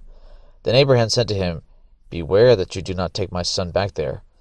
The Lord, the God of heaven, who took me from my father's house and from the land of my birth, and who spoke to me, and who swore to me, saying, To your descendants I will give this land, he will send his angel before you, and you will take a wife for my son from there. But if the woman is not willing to follow you, then you will be free from this my oath. Only do not take my son back there. So the servant placed his hand under the thigh of Abraham his master, and swore to him concerning this matter. Then the servant took 10 camels from the camels of his master, and set out with a variety of good things of his master's in his hand. And he arose and went to Mesopotamia, to the city of Nahor. He made the camels kneel down outside the city by the well of water at evening time, the time when women go out to draw water. He said, O Lord, the God of my master, Abraham, please grant me success today, and show loving kindness to my master Abraham. Behold, I am standing by the spring, and the daughters of the men of the city are coming out to draw water. Now may it be that the girl to whom I say, Please let down your jar, so that I may drink, and who answers, Drink, and I will water your camels also, may she be the one whom you have appointed to your servant Isaac, and by this I will know that you have shown loving kindness to my master. Rebekah is chosen. Before he had finished speaking, behold, Rebekah, who was born to Bethuel the son of Milcah, the wife of Abraham's brother Nahor, came out with her jar on her shoulder. The girl was very beautiful, a virgin, and no man had relations with her, and she went down to the spring and filled her jar and came up. Then the servant ran to meet her and said, Please let me drink a little water from your jar. She said, Drink, my lord. And she quickly lowered her jar to her hand and gave him a drink. Now when she had finished giving him a drink, she said, I will draw also for your camels until they have finished drinking. So she quickly emptied her jar into the trough, and ran back to the well to draw, and she drew for all his camels. Meanwhile the man was gazing at her in silence, to know whether the Lord had made his journey successful or not. When the camels had finished drinking, the man took a gold ring weighing half a shekel, and 2 bracelets for her wrists, weighing 10 shekels of gold, and said, Whose daughter are you? Please tell me, is there room for us to lodge in your father's house? She said to him, I am the daughter of Bethuel, the son of Milcah, whom she bore to Nahor. Again she said to him, We have plenty of both straw and feed, and room to lodge in. Then the man bowed low and worshipped the Lord. He said, Blessed be the Lord, the God of my master Abraham, who has not forsaken his loving kindness and his truth toward my master. As for me, the Lord has guided me in the way to the house of my master's brothers. Then the girl ran and told her mother's household about these things. Now Rebekah had a brother whose name was Laban, and Laban ran outside to the man at the spring. When he saw the ring and the bracelets on his sister's wrists, and when he heard the words of Rebekah his sister, saying, This is what the man said to me, he went to the man, and behold, he was standing by the camels at the spring. And he said, Come in, blessed of the Lord. Why do you stand outside, since I have prepared the house and a place for the camels?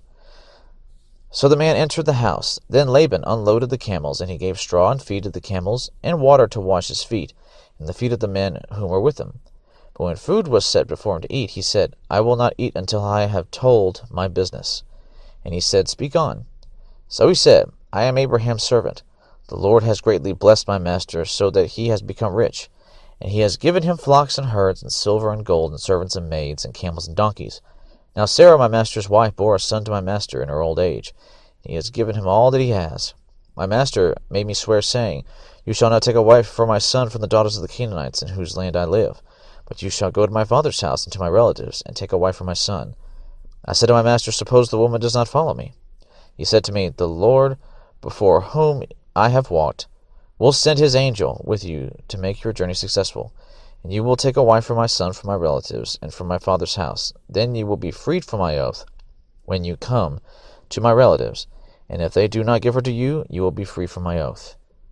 So I came today to the spring and said, O Lord, the God of my master Abraham, if now you will make my journey on which I go successful, behold, I am standing by the spring. And may it be that the maiden who comes out to draw, to whom I say, Please let me drink a little water from your jar, and she will say to me, You drink, and I will draw for your camels also. Let her be the woman whom the Lord has appointed for my master's son. Before I had finished speaking in my heart, behold, Rebekah came out with her jar on her shoulder, and went down to the spring and drew, and I said to her, Please let me drink. She quickly lowered her jar from her shoulder, and said, Drink, and I will water your camels also. So I drank, and she watered the camels also. Then I asked her, and said, Whose daughter are you? And she said, The daughter of Bethuel, Nahor's son, whom Milcah bore to him. And I put the ring on her nose, and the bracelets on her wrists, and I bowed low and worshipped the Lord, and blessed the Lord, the God of my master Abraham, who had guided me in the right way to take the daughter of my master's kinsman for his son. So now, if you are going to deal kindly and truly with my master, tell me, and if not, let me know, that I may turn to the right hand or the left.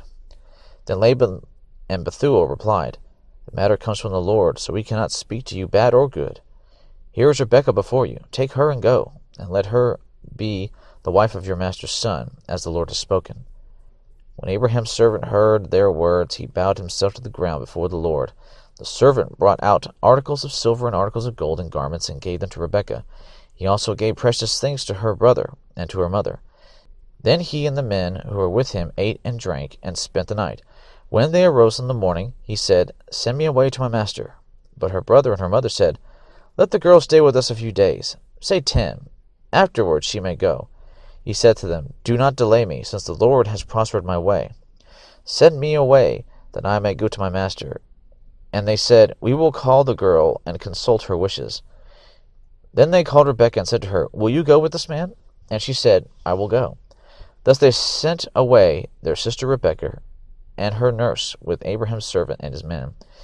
They blessed Rebekah and said to her, May you, our sister, become thousands of 10,000s. May your descendants possess the gate of those who hate them. Then Rebekah arose with her maids, and they mounted the camels and followed the man. So the servant took Rebekah and departed. Isaac marries Rebekah. Now Isaac had come from going to Beer Lahai Roi, for he was living in the Negev. Isaac went out to meditate in the field toward evening. He lifted up his eyes and looked, and behold, camels were coming. Rebekah lifted up her eyes, and when she saw Isaac, she dismounted from the camel. She said to the servant, Who is that man walking in the field to meet us? And the servant said, He is my master. Then she took her veil and covered herself. The servant told Isaac all the things that he had done.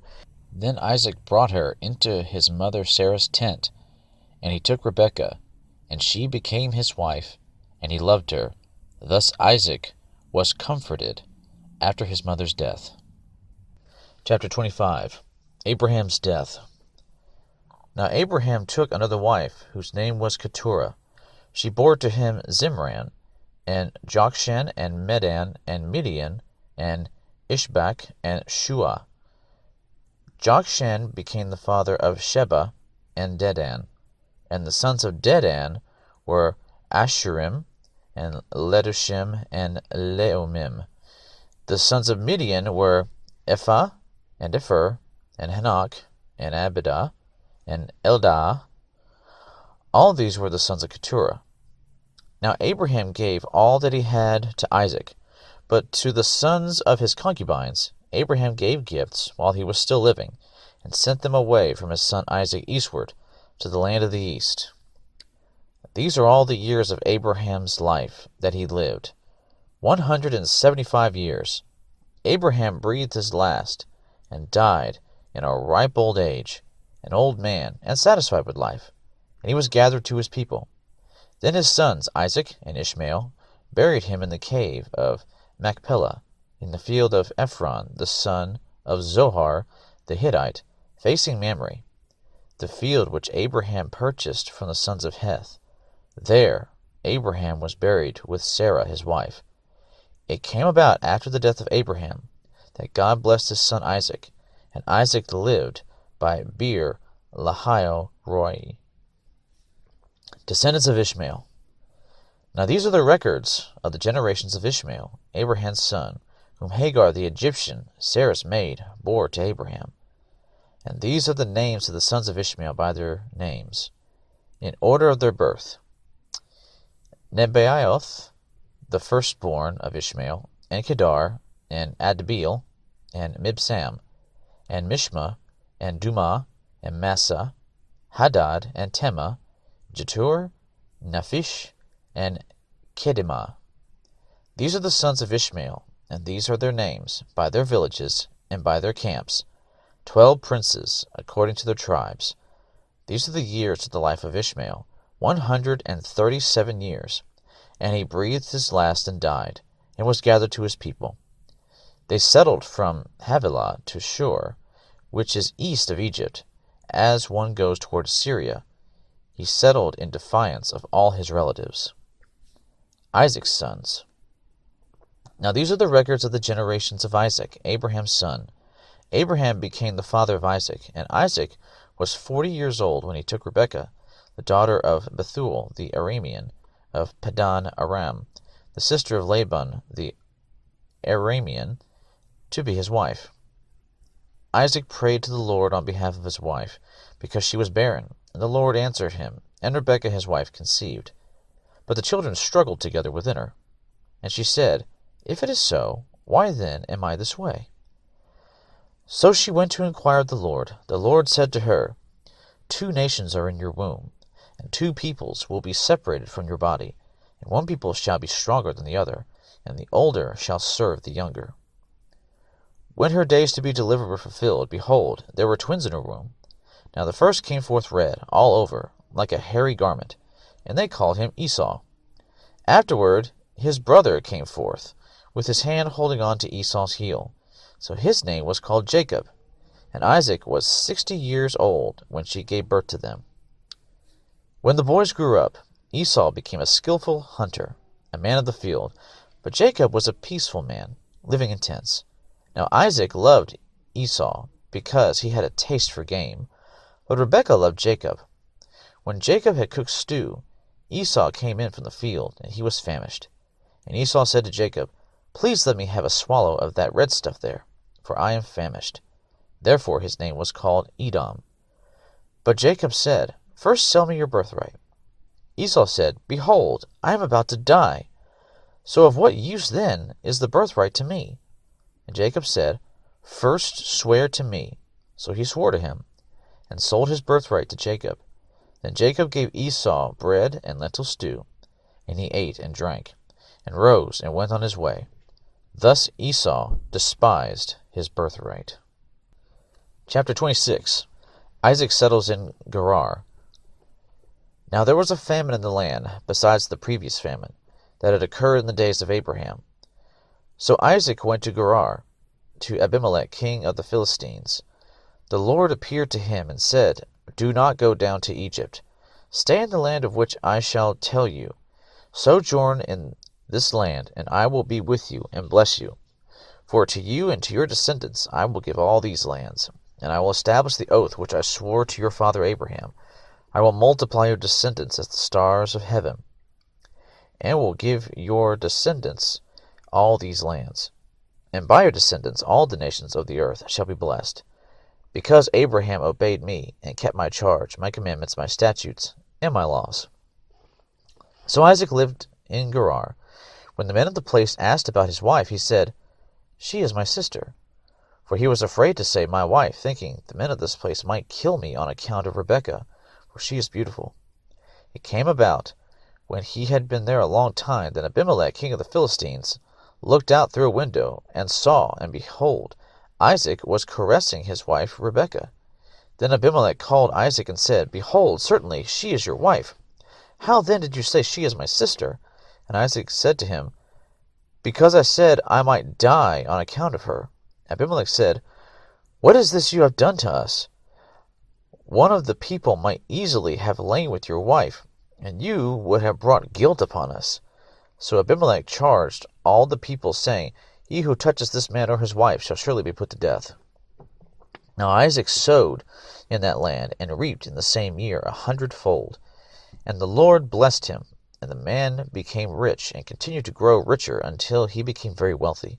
For he had possessions of flocks, and herds, and a great household, so that the Philistines envied him.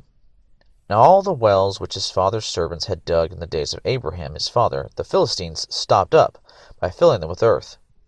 Then Abimelech said to Isaac, Go away from us, for you are too powerful for us. And Isaac departed from there, and camped in the valley of Gerar, and settled there. Quarrel over the wells. Then Isaac dug again the wells of water, which had been dug in the days of his father Abraham, for the Philistines had stopped them up after the death of Abraham, and he gave them the same names which his father had given them. But when Isaac's servants dug in the valley, and found there a well of flowing water, the herdsmen of Gerar quarreled with the herdsmen of Isaac, saying, The water is ours. So he named the well Esek, because they contended with him. Then they dug another well, and they quarreled over it too. So he named it Sitnah. He moved away from there and dug another well, and they did not quarrel over it. So he named it Rehoboth. For he said, At last the Lord has made room for us, and we will be fruitful in the land. Then he went up from there to Beersheba. The Lord appeared to him the same night, and said, I am the God of your father Abraham. Do not fear, for I am with you. I will bless you, and multiply your descendants, for the sake of my servant Abraham. So he built an altar there, and called upon the name of the Lord, and pitched his tent there. And there Isaac's servants dug a well. Covenant with Abimelech. Then Abimelech came to him from Gerar, with his adviser Ahuzath, and Pichol, the commander of his army. Isaac said to them, Why have you come to me, since you hate me, and have sent me away from you? They said, We see plainly that the Lord has been with you. So we said, Let there now be an oath between us, even between you and us, and let us make a covenant with you, that you will do us no harm, just as we have not touched you, and have done to you nothing but good, and have sent you away in peace. You are now the blessed of the Lord. Then he made them a feast, and they ate and drank. In the morning they arose early, and exchanged oaths. Then Isaac sent them away, and they departed from him in peace. Now it came about on the same day that Isaac's servants came in and told him about the well which they had dug, and said to him, We have found water. So he called it Shibah. Therefore the name of the city is Beersheba to this day. When Esau was 40 years old, he married Judith, the daughter of Beeri the Hittite, and Basemath, the daughter of Elon the Hittite, and they brought grief to Isaac and Rebekah. Chapter 27. Jacob's deception. Now it came about when Isaac was old, and his eyes were too dim to see, that he called his older son Esau, and said to him, My son. And he said to him, Here I am. Isaac said, Behold, now I am old, and I do not know the day of my death. Now then, please take your gear, your quiver and your bow, and go out to the field, and hunt game for me, and prepare a savory dish for me such as I love, and bring it to me, that I may eat, so that my soul may bless you before I die. Rebekah was listening, while Isaac spoke this to his son Esau. So when Esau went to the field to hunt for game to bring home, Rebekah said to her son Jacob, Behold, I heard your father speak to your brother Esau, saying, Bring me some game, and prepare a savory dish for me, that I may eat, and bless you in the presence of the Lord before my death. Now therefore, my son, listen to me as I command you. Go now to the flock, and bring me 2 choice young goats from there, that I may prepare them as a savory dish for your father, such as he loves. Then you shall bring it to your father, that he may eat, so that he may bless you before his death. Jacob answered his mother Rebekah, Behold, Esau my brother is a hairy man, and I am a smooth man. Perhaps my father will feel me. Then I will be as a deceiver in his sight, and I will bring upon myself a curse and not a blessing." But his mother said to him, "Your curse be on me, my son. Only obey my voice and go. Get them for me." So he went and got them, and brought them to his mother, and his mother made savory food, such as his father loved. Then Rebekah took the best garments of Esau, her elder son, which were with her in the house, and put them on Jacob, her younger son. And she put the skins of the young goats on his hands, and on the smooth part of his neck. She also gave the savory food and the bread, which she had made, to her son Jacob. Then he came to his father, and said, "My father." And he said, "Here I am. Who are you, my son?" Jacob said to his father, "I am Esau, your firstborn. I have done as you told me. Get up, please, sit, and eat of my game, that you may bless me."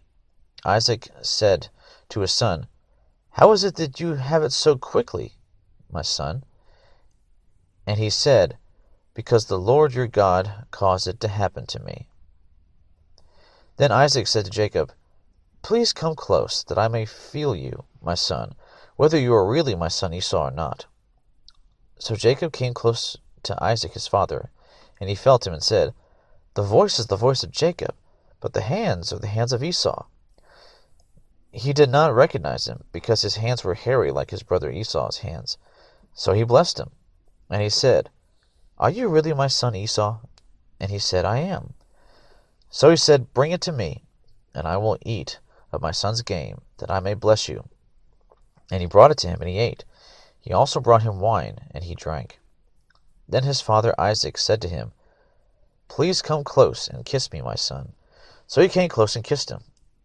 And when he smelled the smell of his garments, he blessed him and said, "See, the smell of my son is like the smell of a field, which the Lord has blessed. Now may God give you of the dew of heaven, and of the fatness of the earth, and an abundance of grain and new wine. May people serve you, and nations bow down to you. Be master of your brothers, and may your mother's sons bow down to you. Cursed be those who curse you, and blessed be those who bless you." The stolen blessing. Now it came about, as soon as Isaac had finished blessing Jacob, and Jacob had hardly gone out from the presence of Isaac his father, that Esau his brother came in from his hunting. Then he also made savory food, and brought it to his father. And he said to his father, "Let my father arise and eat of his son's game, that you may bless me." Isaac his father said to him, "Who are you?" And he said, "I am your son, your firstborn Esau." Then Isaac trembled violently, and said, "Who was he then that hunted game and brought it to me, so that I ate of all of it before you came, and blessed him? Yes, and he shall be blessed." When Esau heard the words of his father, he cried out with an exceedingly great and bitter cry, and said to his father, "Bless me, even me also, O father." And he said, "Your brother came deceitfully, and has taken away your blessing."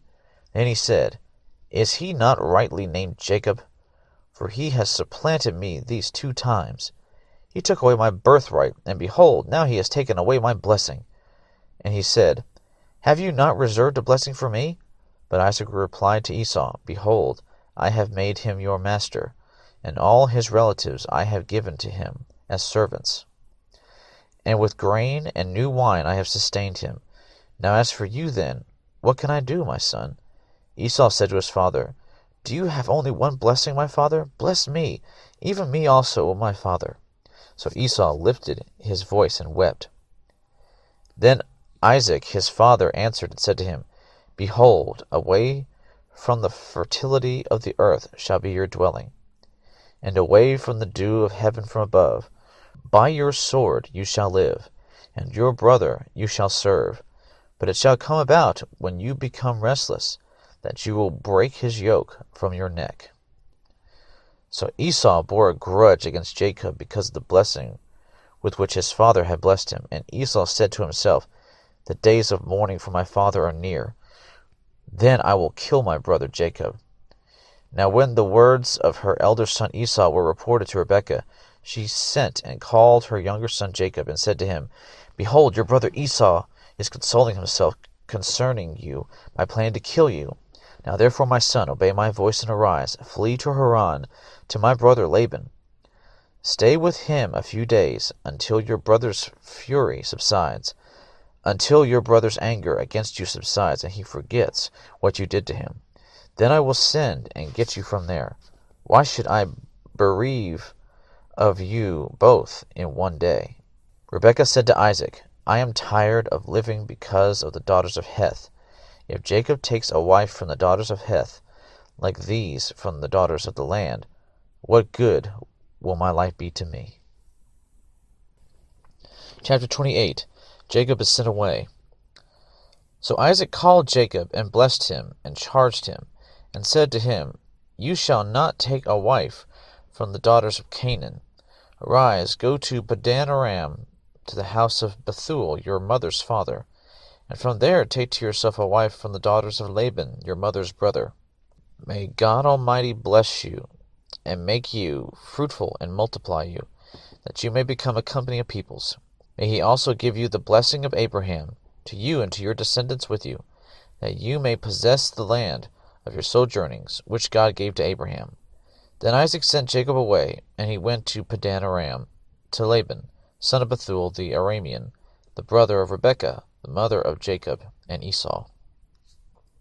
Now Esau saw that Isaac had blessed Jacob, and sent him away to Padan Aram to take to himself a wife from there, and that when he blessed him, he charged him, saying, "You shall not take a wife from the daughters of Canaan," and that Jacob had obeyed his father and his mother, and had gone to Padan Aram.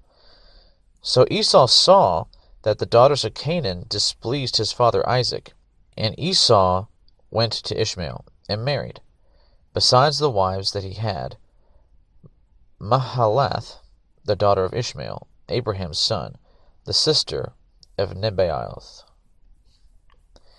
Jacob's dream. Then Jacob departed from Beersheba, and went toward Haran. He came to a certain place, and spent the night there, because the sun had set.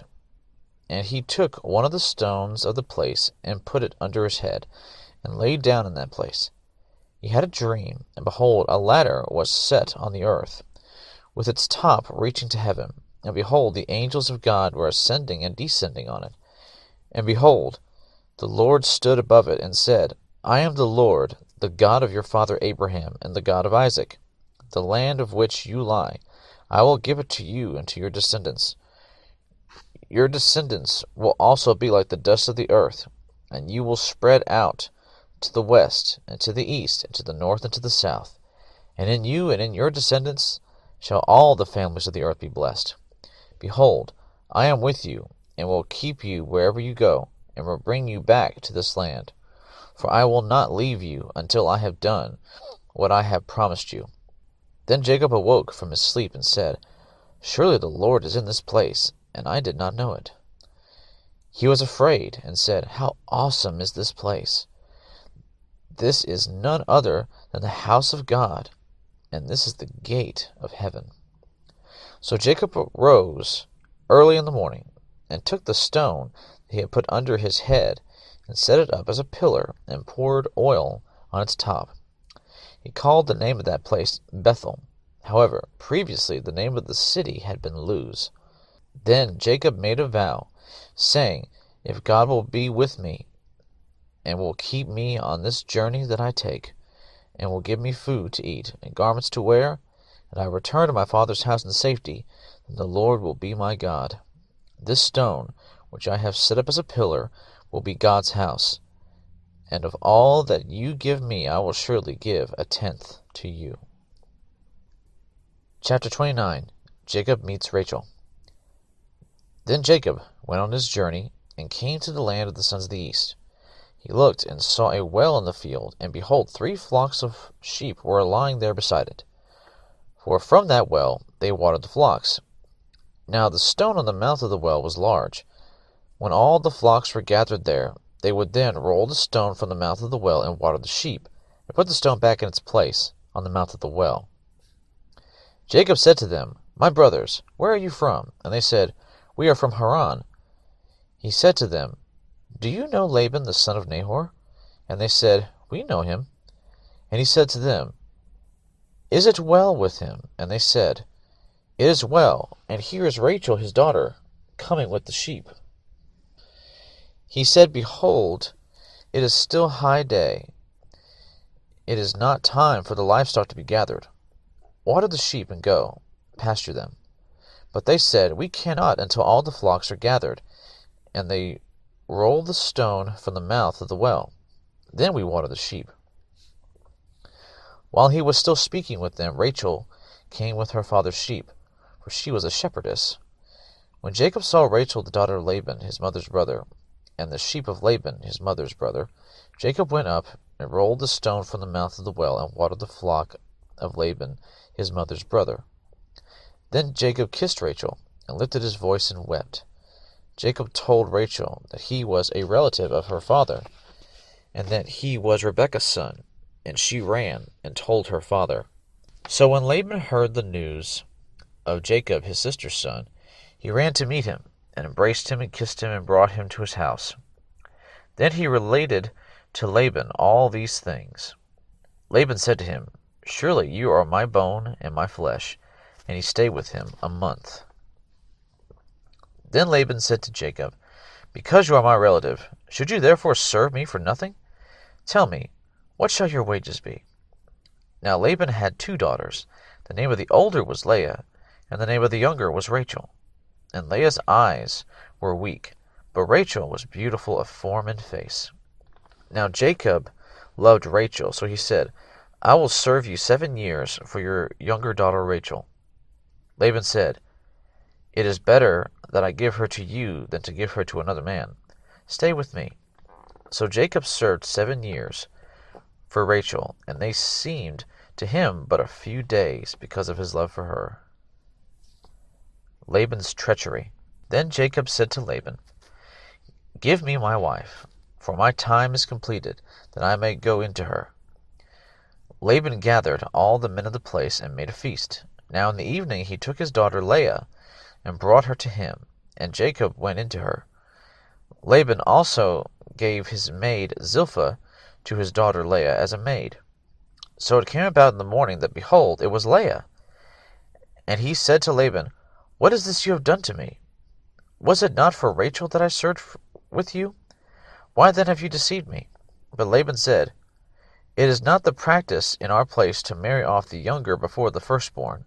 Complete the week of this one, and we will give you the other also for the service which you shall serve with me for another 7 years." And Jacob did so, and completed her week, and he gave him his daughter Rachel as his wife. Laban also gave his maid Bilhah to his daughter Rachel as her maid. So Jacob went into Rachel also, and indeed he loved Rachel more than Leah. And he served with Laban for another 7 years. Now the Lord saw that Leah was unloved, and he opened her womb, but Rachel was barren. Leah conceived and bore a son, and named him Reuben. For she said, "Because the Lord has seen my affliction, surely now my husband will love me."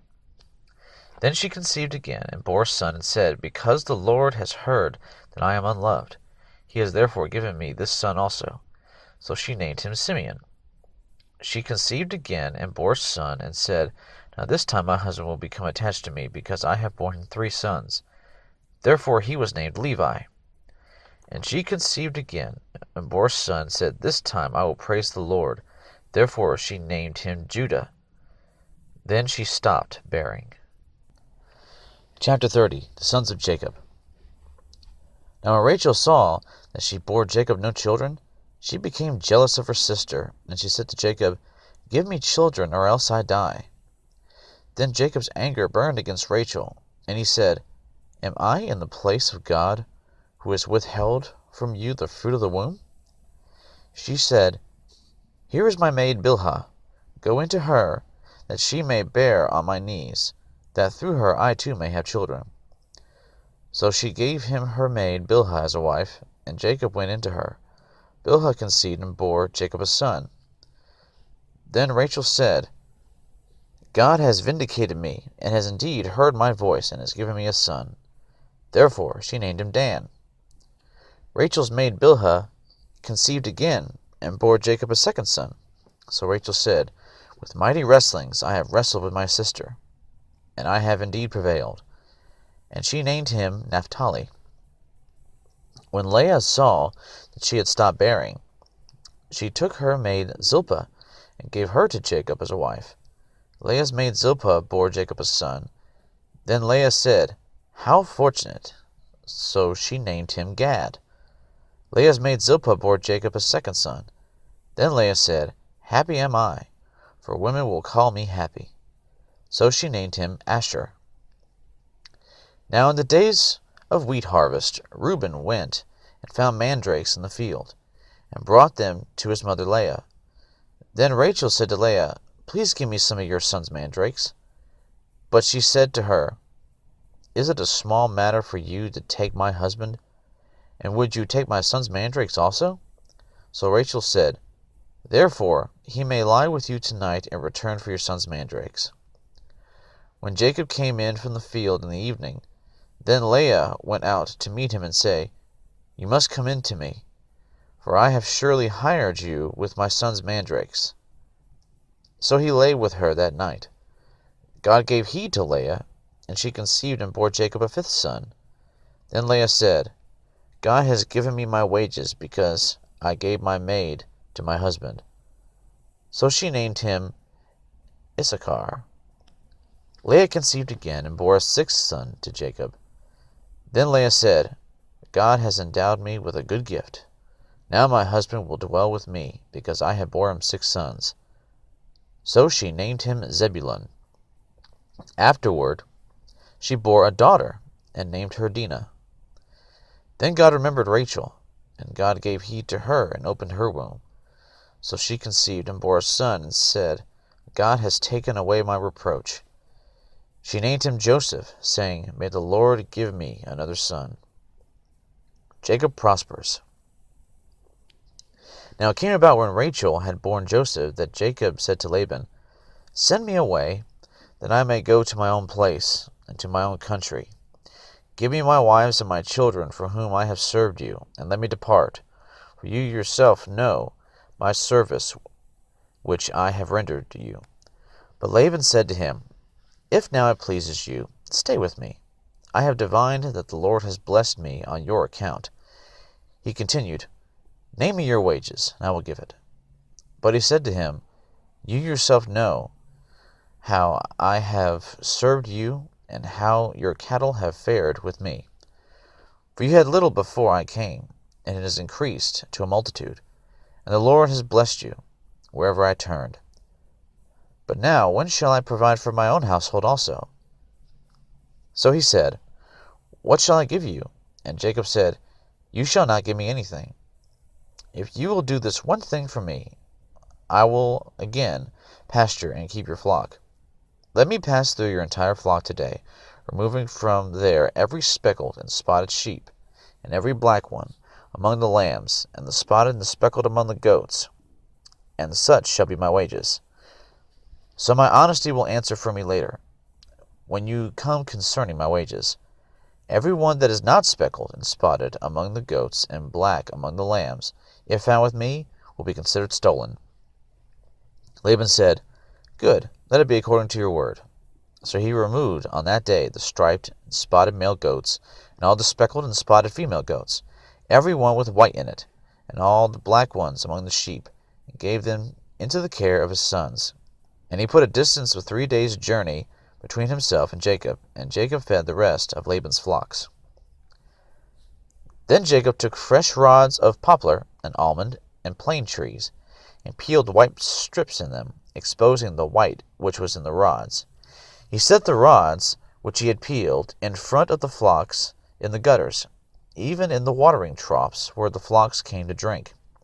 And they mated when they came to drink. So the flocks mated by the rods, and the flocks brought forth striped, speckled, and spotted. Jacob separated the lambs, and made the flocks face toward the striped, and all the black in the flock of Laban. And he put his own herds apart, and did not put them with Laban's flock.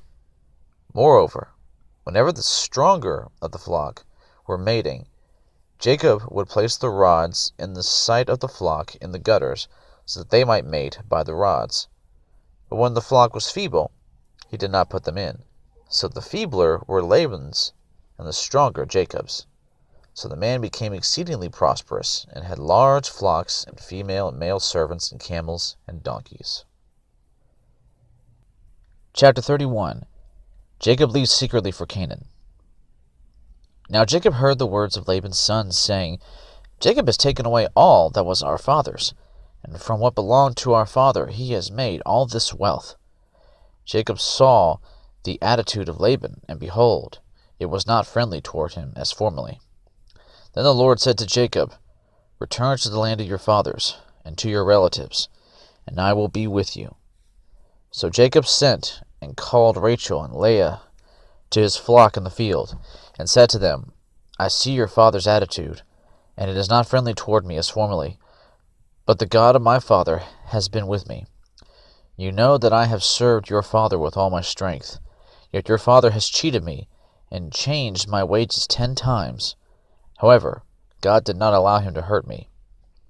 If he spoke thus, The speckled shall be your wages, then all the flock brought forth speckled. And if he spoke thus, The striped shall be your wages, then all the flock brought forth striped. Thus God has taken away your father's livestock, and given them to me.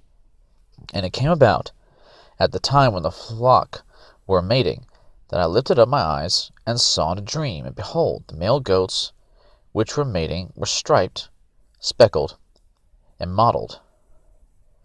Then the angel of God said to me in the dream, Jacob. And I said, Here I am.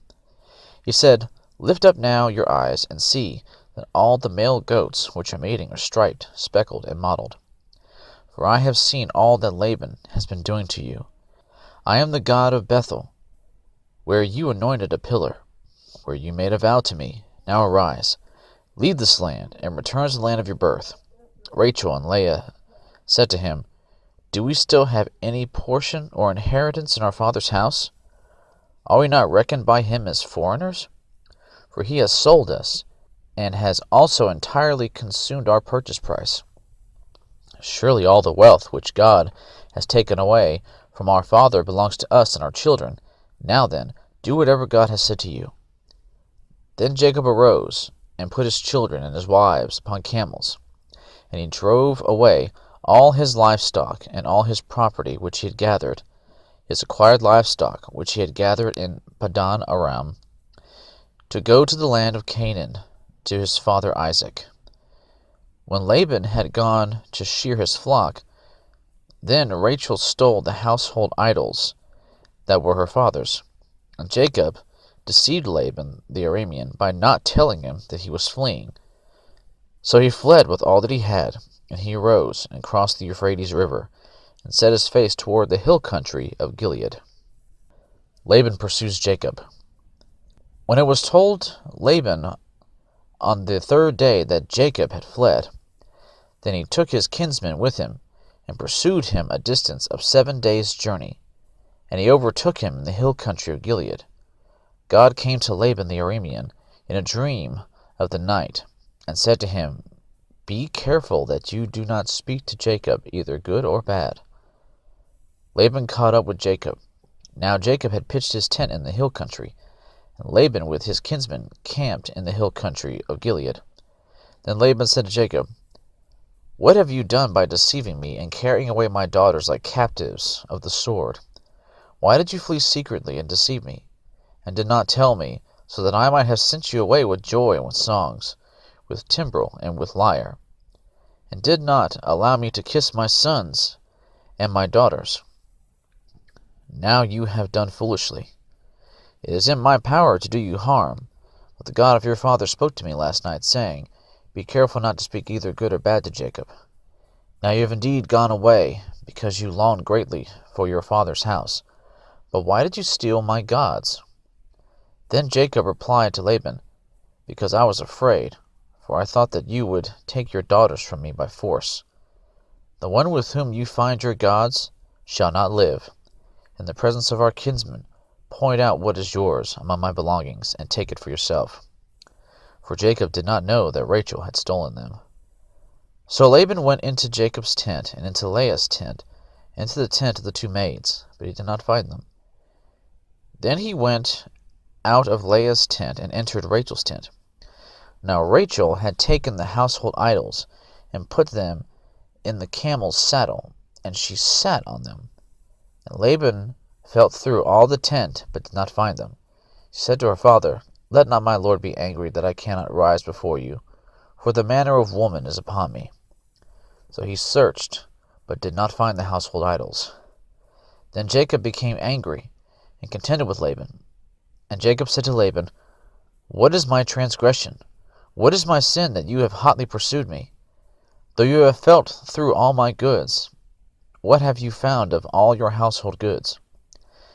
See it here before my kinsmen and your kinsmen, that they may decide between us two. These 20 years I have been with you. Your ewes and your female goats have not miscarried, nor have I eaten the rams of your flocks. That which was torn of beasts I did not bring to you. I bore the loss of it myself. You required it of my hand, whether stolen by day or stolen by night. Thus I was. By day the heat consumed me, and the frost by night, and my sleep fled from my eyes. These 20 years I have been in your house. I served you 14 years for your 2 daughters, and 6 years for your flock, and you changed my wages 10 times. If the God of my father, the God of Abraham, and the fear of Isaac, had not been for me, surely now you would have sent me away empty-handed. God has seen my affliction and the toil of my hands, so he rendered judgment last night. The covenant of Mizpah. Then Laban replied to Jacob, The daughters are my daughters, and the children are my children, and the flocks are my flocks, and all that you see is mine. But what can I do this day to these my daughters, or to their children whom they have borne? So now come, let us make a covenant, you and I, and let it be a witness between you and me. Then Jacob took a stone, and set it up as a pillar. Jacob said to his kinsmen, Gather stones. So they took stones, and made a heap, and they ate there by the heap. Now Laban called it Jegar Sahadutha, but Jacob called it Galeed. Laban said, This heap is a witness between you and me this day. Therefore it was named Galeed, and Mizpah, for he said, May the Lord watch between you and me, when we are absent one from the other. If you mistreat my daughters, or if you take wives besides my daughters, although no man is with us, see, God is witness between you and me. Laban said to Jacob, Behold this heap, behold the pillar which I have set between you and me.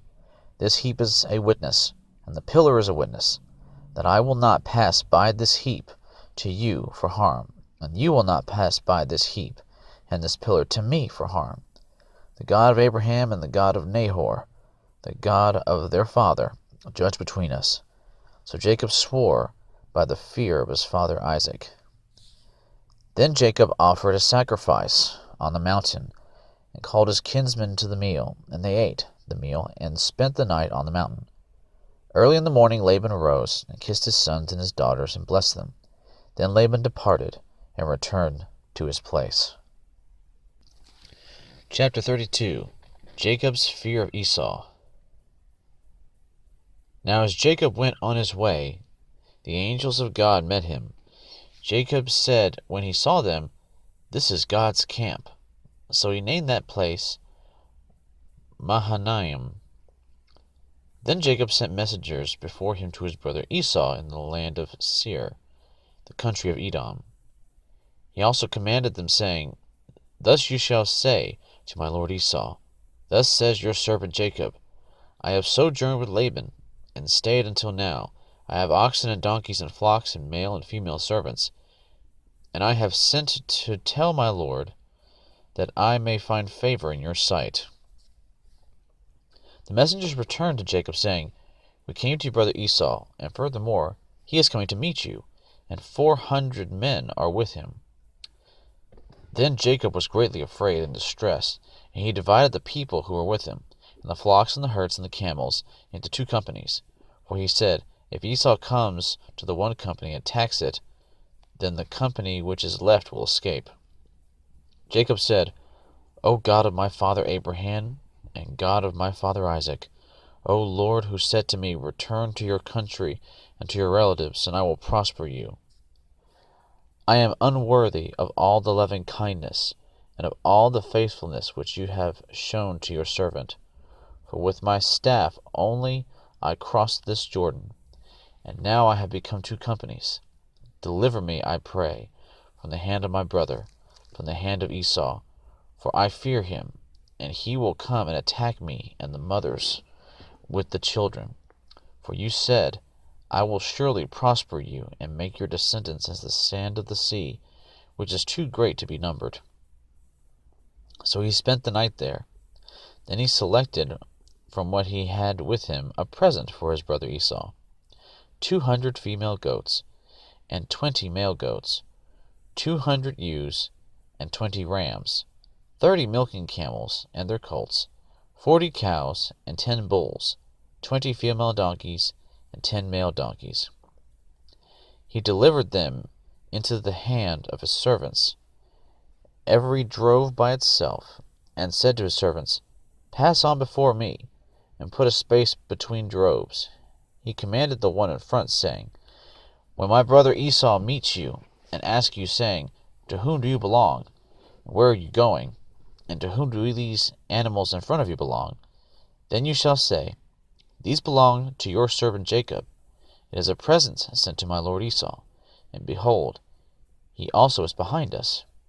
Then he commanded also the second and the third, and all those who followed the droves, saying, "After this manner you shall speak to Esau when you find him, and you shall say, 'Behold, your servant Jacob also is behind us.' For he said, 'I will appease him with the present that goes before me. Then afterward I will see his face. Perhaps he will accept me.' So the present passed on before him, while he himself spent that night in the camp. Now he arose that same night, and took his 2 wives, and his 2 maids, and his 11 children, and crossed the ford of the Jabbok. He took them, and sent them across the stream, and he sent across whatever he had. Jacob wrestles. Then Jacob was left alone, and a man wrestled with him until daybreak. When he saw that he had not prevailed against him, he touched the socket of his thigh. So the socket of Jacob's thigh was dislocated while he wrestled with him. Then he said, "Let me go, for the dawn is breaking." But he said, "I will not let you go unless you bless me." So he said to him, "What is your name?" And he said, "Jacob." He said, "Your name shall no longer be Jacob, but Israel, for you have striven with God and with men, and have prevailed." Then Jacob asked him and said, "Please tell me your name." But he said, "Why is it that you ask my name?" And he blessed him there. So Jacob named the place Peniel, for he said, "I have seen God face to face, yet my life has been preserved." Now the sun rose upon him just as he crossed over Penuel, and he was limping on his thigh. Therefore to this day the sons of Israel do not eat the sinew of the hip, which is on the socket of the thigh, because he touched the socket of Jacob's thigh in the sinew of the hip. Chapter 33. Jacob meets Esau. Then Jacob lifted his eyes, and looked, and behold, Esau was coming, and 400 men with him. So he divided the children among Leah and Rachel and the 2 maids. He put the maids and their children in front, and Leah and her children next, and Rachel and Joseph last. But he himself passed on ahead of them, and bowed down to the ground 7 times, until he came near to his brother. Then Esau ran to meet him, and embraced him, and fell on his neck and kissed him, and they wept. He lifted his eyes and saw the women and the children, and said, "Who are these with you?" So he said, "The children whom God has graciously given your servant." Then the maids came near with their children, and they bowed down. Leah likewise came near with her children, and they bowed down. And afterward Joseph came near with Rachel, and they bowed down. And he said, What do you mean by all this company which I have met? And he said, To find favor in the sight of my lord. But Esau said, I have plenty, my brother. Let what you have be your own. Jacob said, No, please. If now I have found favor in your sight, then take my present from my hand. For I see your face as one sees the face of God, and you have received me favorably. Please take my gift which has been brought to you, because God has dealt graciously with me, and because I have plenty. Thus he urged him, and he took it. Then Esau said, Let us take our journey and go, and I will go before you. But he said to him, My lord knows that the children are frail, and that the flocks and herds which are nursing are a care to me. And if they are driven hard one day, all the flocks will die. Please let my lord pass on before his servant, and I will proceed at my leisure, according to the pace of the cattle that are before me, and according to the pace of the children, until I come to my lord at Seir. Esau said, Please let me leave with you some of the people who are with me. But he said, What need is there? Let me find favor in the sight of my lord. So Esau returned that day on his way to Seir. Jacob journeyed to Succoth, and built for himself a house, and made booths for his livestock. Therefore the place is named Succoth. Jacob settles in Shechem. Now Jacob came safely to the city of Shechem, which is in the land of Canaan, when he came from Padan Aram, and camped before the city. He bought the piece of land where he had pitched his tent from the hand of the sons of Hamor, Shechem's father, for 100 pieces of money. Then he erected there an altar and called it El Elohi Israel. Chapter 34. The treachery of Jacob's sons. Now Dinah, the daughter of Leah, whom she had borne to Jacob, went out to visit the daughters of the land. When Shechem, the son of Hamor, the Hivite, the prince of the land, saw her, he took her and lay with her by force. He was deeply attracted to Dinah, the daughter of Jacob, and he loved the girl, and spoke tenderly to her. So Shechem spoke to his father Hamor, saying, Give me this young girl for a wife. Now Jacob heard that he had defiled Dinah his daughter, but his sons were with his livestock in the field. So Jacob kept silent until they came in. Then Hamor, the father of Shechem, went out to Jacob to speak with him. Now the sons of Jacob came in from the field when they heard it, and the men were grieved, and they were very angry, because he had done a disgraceful thing in Israel by lying with Jacob's daughter, for such a thing ought not to be done. But Hamor spoke with them, saying, The soul of my son Shechem longs for your daughter. Please give her to him in marriage. Intermarry with us, give your daughters to us, and take our daughters for yourselves. Thus you shall live with us, and the land shall be open before you. Live and trade in it, and acquire property in it. Shechem also said to her father and to her brothers, If I find favor in your sight, then I will give whatever you say to me. Ask me ever so much bridal payment and gift, and I will give according as you say to me, but give me the girl in marriage. But Jacob's sons answered Shechem and his father Hamor with deceit, because he had defiled Dinah their sister. They said to them, We cannot do this thing, to give our sister to one who is uncircumcised, for that would be a disgrace to us. Only on this condition will we consent to you, if you will become like us, and that every male of you be circumcised. Then we will give our daughters to you, and we will take your daughters for ourselves, and we will live with you and become one people. But if you will not listen to us to be circumcised, then we will take our daughter and go. Now their words seemed reasonable to Hamor and Shechem, Hamor's son. The young man did not delay to do this thing, because he was delighted with Jacob's daughter. Now he was more respected than all the household of his father. So Hamor and his son Shechem came to the gate of their city, and spoke to the men of their city, saying, These men are friendly with us. Therefore let them live in the land and trade in it, for behold, the land is large enough for them. Let us take their daughters in marriage, and give our daughters to them. Only on this condition will the men consent to us, to live with us, to become one people. that every male among us be circumcised, as they are circumcised. Will not their livestock and their property and all their animals be ours? Only let us consent to them, and they will live with us. All who went out of the gate of his city listened to Hamor and his son Shechem, and every male was circumcised, all who went out of the gate of his city. Now it came about on the third day, when they were in pain, that two of Jacob's sons, Simeon and Levi, Dinah's brothers, each took his sword, and came upon the city unawares, and killed every male. They killed Hamor and his son Shechem with the edge of the sword, and took Dinah from Shechem's house, and went forth. Jacob's sons came upon the slain and looted the city, because they had defiled their sister. They took their flocks and their herds and their donkeys, and that which was in the city, and that which was in the field, and they captured and looted all their wealth, and all their little ones and their wives, even all that was in the houses. Then Jacob said to Simeon and Levi, You have brought trouble on me by making me odious among the inhabitants of the land, among the Canaanites and the Perizzites. And my men, being few in number, they will gather together against me and attack me, and I will be destroyed, I and my household.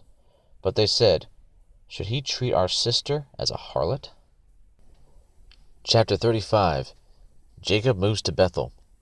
Then God said to Jacob, Arise, go up to Bethel, and live there, and make an altar there to God, who appeared to you when you fled from your brother Esau.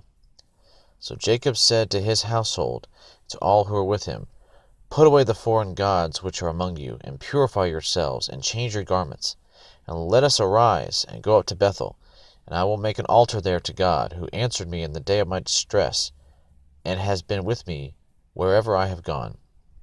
So they gave to Jacob all the foreign gods which they had, and the rings which were in their ears, and Jacob hid them under the oak which was near Shechem.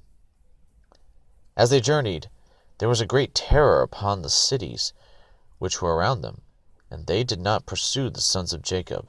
So Jacob came to Luz, that is, Bethel, which is in the land of Canaan, he and all the people who were with him. He built an altar there, and called the place El Bethel, because there God had revealed himself to him when he fled from his brother. Now Deborah, Rebekah's nurse, died, and she was buried below Bethel under the oak. It was named Allon Bakuth. Jacob is named Israel. Then God appeared to Jacob again, when he came from Padan Aram, and he blessed him. God said to him, Your name is Jacob. You shall no longer be called Jacob, but Israel shall be your name. Thus he called him Israel. God also said to him, I am God Almighty. Be fruitful and multiply. A nation and a company of nations shall come from you, and kings shall come forth from you. The land which I gave to Abraham and Isaac, I will give it to you, and I will give the land to your descendants after you. Then God went up from him in the place where he had spoken with him. Jacob set up a pillar in the place where he had spoken with him, a pillar of stone, and he poured out a drink offering on it. He also poured oil on it. So Jacob named the place where God had spoken with him Bethel. Then they journeyed from Bethel, and when there was still some distance to go to Ephrath, Rachel began to give birth, and she suffered severe labor. When she was in severe labor, the midwife said to her, Do not fear, for now you have another son. It came about, as her soul was departing, for she died, that she named him Ben-Oni, but his father called him Benjamin. So Rachel died, and was buried on the way to Ephrath, that is, Bethlehem. Jacob set up a pillar over her grave. That is the pillar of Rachel's grave to this day. Then Israel journeyed on, and pitched his tent beyond the tower of Eder. It came about while Israel was dwelling in that land that Reuben went and lay with Bilhah, his father's concubine, and Israel heard of it. The sons of Israel. Now there were 12 sons of Jacob, the sons of Leah, Reuben, Jacob's firstborn, then Simeon, and Levi, and Judah, and Issachar, and Zebulun. The sons of Rachel, Joseph, and Benjamin. And the sons of Bilhah, Rachel's maid, Dan, and Naphtali. And the sons of Zilpah, Leah's maid, Gad, and Asher. These are the sons of Jacob, who were born to him in Paddan Aram. Jacob came to his father Isaac at Mamre of Kiriath Arba, that is Hebron, where Abraham and Isaac had sojourned. Now the days of Isaac were 180 years. Isaac breathed his last and died, and was gathered to his people, an old man of ripe age, and his sons Esau and Jacob buried him. Chapter 36. Esau moves. Now these are the records of the generations of Esau, that is, Edom. Esau took his wives from the daughters of Canaan, Adah the daughter of Elon the Hittite, and Oholibamah the daughter of Anna, and the granddaughter of Zibeon the Hivite. Also Basemath, Ishmael's daughter, the sister of Nebaioth. Adah bore Eliphaz to Esau, and Basemath bore Reuel, and Oholibamah bore Jeush, and Jalam, and Korah. These are the sons of Esau, who were born to him in the land of Canaan. Then Esau took his wives, and his sons, and his daughters, and all his household, and his livestock, and all his cattle, and all his goods which he had acquired in the land of Canaan, and went to another land, away from his brother Jacob, for their property had become too great for them to live together, and the land where they sojourned could not sustain them because of their livestock. So Esau lived in the hill country of Seir. Esau is Edom. Descendants of Esau. These are the records of the generations of Esau, the father of the Edomites, in the hill country of Seir. These are the names of Esau's sons: Eliphaz, the son of Esau's wife Adah; Reuel, the son of Esau's wife Basemath. The sons of Eliphaz were Teman, Omar, Zepho, and Gatam, and Kenaz. Timnah was a concubine of Esau's son Eliphaz, and she bore Amalek to Eliphaz. These are the sons of Esau's wife Adah.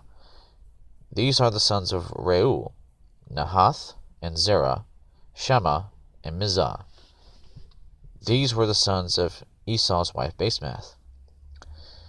These were the sons of Esau's wife Oholibamah, the daughter of Anah, and the granddaughter of Zibeon. She bore to Esau Jeush, and Jalam, and Korah. These are the chiefs of the sons of Esau. The sons of Eliphaz, the firstborn of Esau, are chief Teman, chief Omar, chief Zepho, chief Kenaz, chief Korah, chief Gatam, chief Amalek. These are the chiefs descended from Eliphaz in the land of Edom. These are the sons of Adah. These are the sons of Reuel, Esau's son: chief Nahath, chief Zerah, chief Shammah, chief Mizah. These are the chiefs descended from Reuel in the land of Edom. These are the sons of Esau's wife Basemath. These are the sons of Esau's wife Oholibamah: chief Jeush, chief Jalam, chief Korah. These are the chiefs descended from Esau's wife Oholibamah, the daughter of Anah. These are the sons of Esau, that is, Edom, and these are their chiefs. These are the sons of Seir, the Horite, the inhabitants of the land: Lotan, and Shobal, and Zibeon, and Anah, and Dishon, and Ezer, and Dishon. These are the chiefs descended from the Horites, the sons of Seir in the land of Edom. The sons of Lotan were Hori and Hemam, and Lotan's sister was Timnah. These are the sons of Shobal: Alvan, and Menahath, and Ebal, Shepo, and Onam. These are the sons of Zibeon: Ayah, and Anah. He is the Anah who found the hot springs in the wilderness when he was pasturing the donkeys of his father Zibeon. These are the children of Anah: Dishon, and Oholibamah, the daughter of Anah. These are the sons of Dishon: Hemdan, and Eshban, and Ithran, and Cheran. These are the sons of Ezer, Bilhan, and Zevan, and Akan. These are the sons of Dishan, Uz, and Aran. These are the chiefs descended from the Horites: Chief Lodan, Chief Shobal, Chief Zibeon, Chief Anan, Chief Dishon, Chief Ezer, Chief Disan. These are the chiefs descended from the Horites, according to their various chiefs in the land of Seir. Now these are the kings who reigned in the land of Edom before any king reigned over the sons of Israel. Bela, the son of Beor, reigned in Edom, and the name of his city was Dinhabah. Then Bela died, and Jobab, the son of Zerah of Bozrah, became king in his place. Then Jobab died, and Husham of the land of the Temanites became the king in his place. Then Husham died, and Hadad, the son of Bedad, who defeated Midian in the field of Moab, became king in his place, and the name of his city was Avith. Then Hadad died, and Samlah of Masrekah became king in his place. Then Samlah died, and Shaul of Rehoboth of the Euphrates River became king in his place. Then Shaul died, and Baal-Hanan, the son of Achbor, became king in his place. Then Baal-Hanan, the son of Achbor, died, and Hadar became king in his place, and the name of his city was Pau, and his wife's name was Mehetabel, the daughter of Matred, daughter of Mezahab.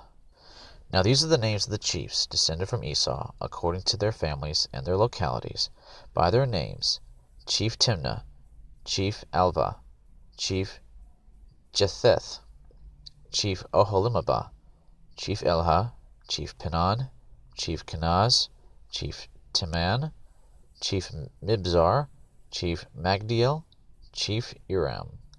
These are the chiefs of Edom, that is, Esau, the father of the Edomites, according to their habitations in the land of their possession. Chapter 37. Joseph's Dream. Now Jacob lived in the land where his father had sojourned, in the land of Canaan. These are the records of the generations of Jacob. Joseph, when 17 years of age, was pasturing the flock with his brothers, while he was still a youth, along with the sons of Bilhah and the sons of Zilpah, his father's wives. Joseph brought back a bad report about them to their father. Now Israel loved Joseph more than all his sons, because he was the son of his old age, and he made him a vari-colored tunic. His brothers saw that their father loved him more than all his brothers, and so they hated him, and could not speak to him on friendly terms. Then Joseph had a dream, and when he told it to his brothers, they hated him even more. He said to them, "Please listen to this dream which I have had. For behold, we were binding sheaves in the field, and lo, my sheaf rose up, and also stood erect, and behold, your sheaves gathered around and bowed down to my sheaf." Then his brother said to him, "Are you actually going to reign over us? Or are you really going to rule over us?" So they hated him even more for his dreams and for his words. Now he had still another dream, and related it to his brothers, and said, "Lo, I have had still another dream. And behold, the sun and the moon and 11 stars were bowing down to me." He related it to his father and to his brothers, and his father rebuked him, and said to him, "What is this dream that you have had? Shall I and your mother and your brothers actually come to bow ourselves down before you to the ground?" His brothers were jealous of him, but his father kept the saying in mind. Then his brothers went to pasture their father's flocks in Shechem. Israel said to Joseph, "Are not your brothers pasturing the flock in Shechem? Come, and I will send you to them." And he said to him, "I will go." Then he said to him, "Go now, and see about the welfare of your brothers, and the welfare of the flock, and bring word back to me." So he sent him from the valley of Hebron, and he came to Shechem. A man found him, and behold, he was wandering in the field. And the man asked him, "What are you looking for?" He said, "I am looking for my brothers. Please tell me where they are pasturing the flock." Then the man said, "They have moved from here, for I heard them say, Let us go to Dothan. So Joseph went after his brothers, and found them at Dothan. The plot against Joseph. When they saw him from a distance, and before he came close to them, they plotted against him to put him to death. They said to one another, Here comes this dreamer. And now then, come and let us kill him and throw him into one of the pits. And we will say, A wild beast devoured him. Then let us see what will become of his dreams. But Reuben heard this, and rescued him out of their hands, and said, Let us not take his life.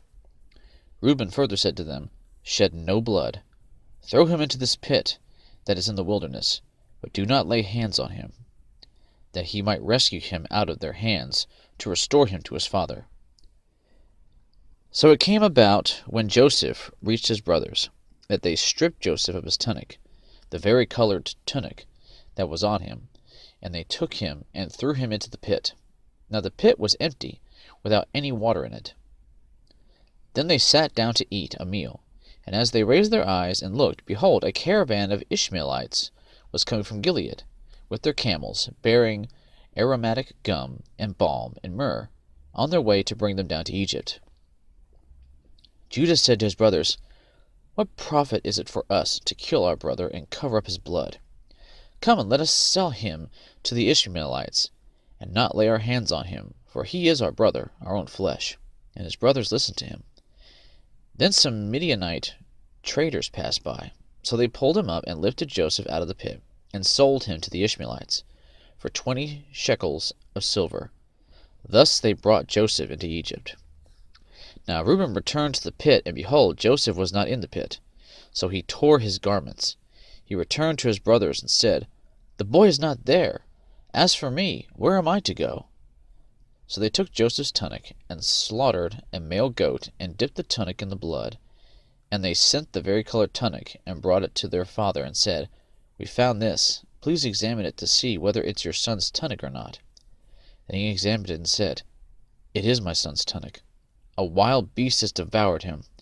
Joseph has surely been torn to pieces. So Jacob tore his clothes, and put sackcloth on his loins, and mourned for his son many days.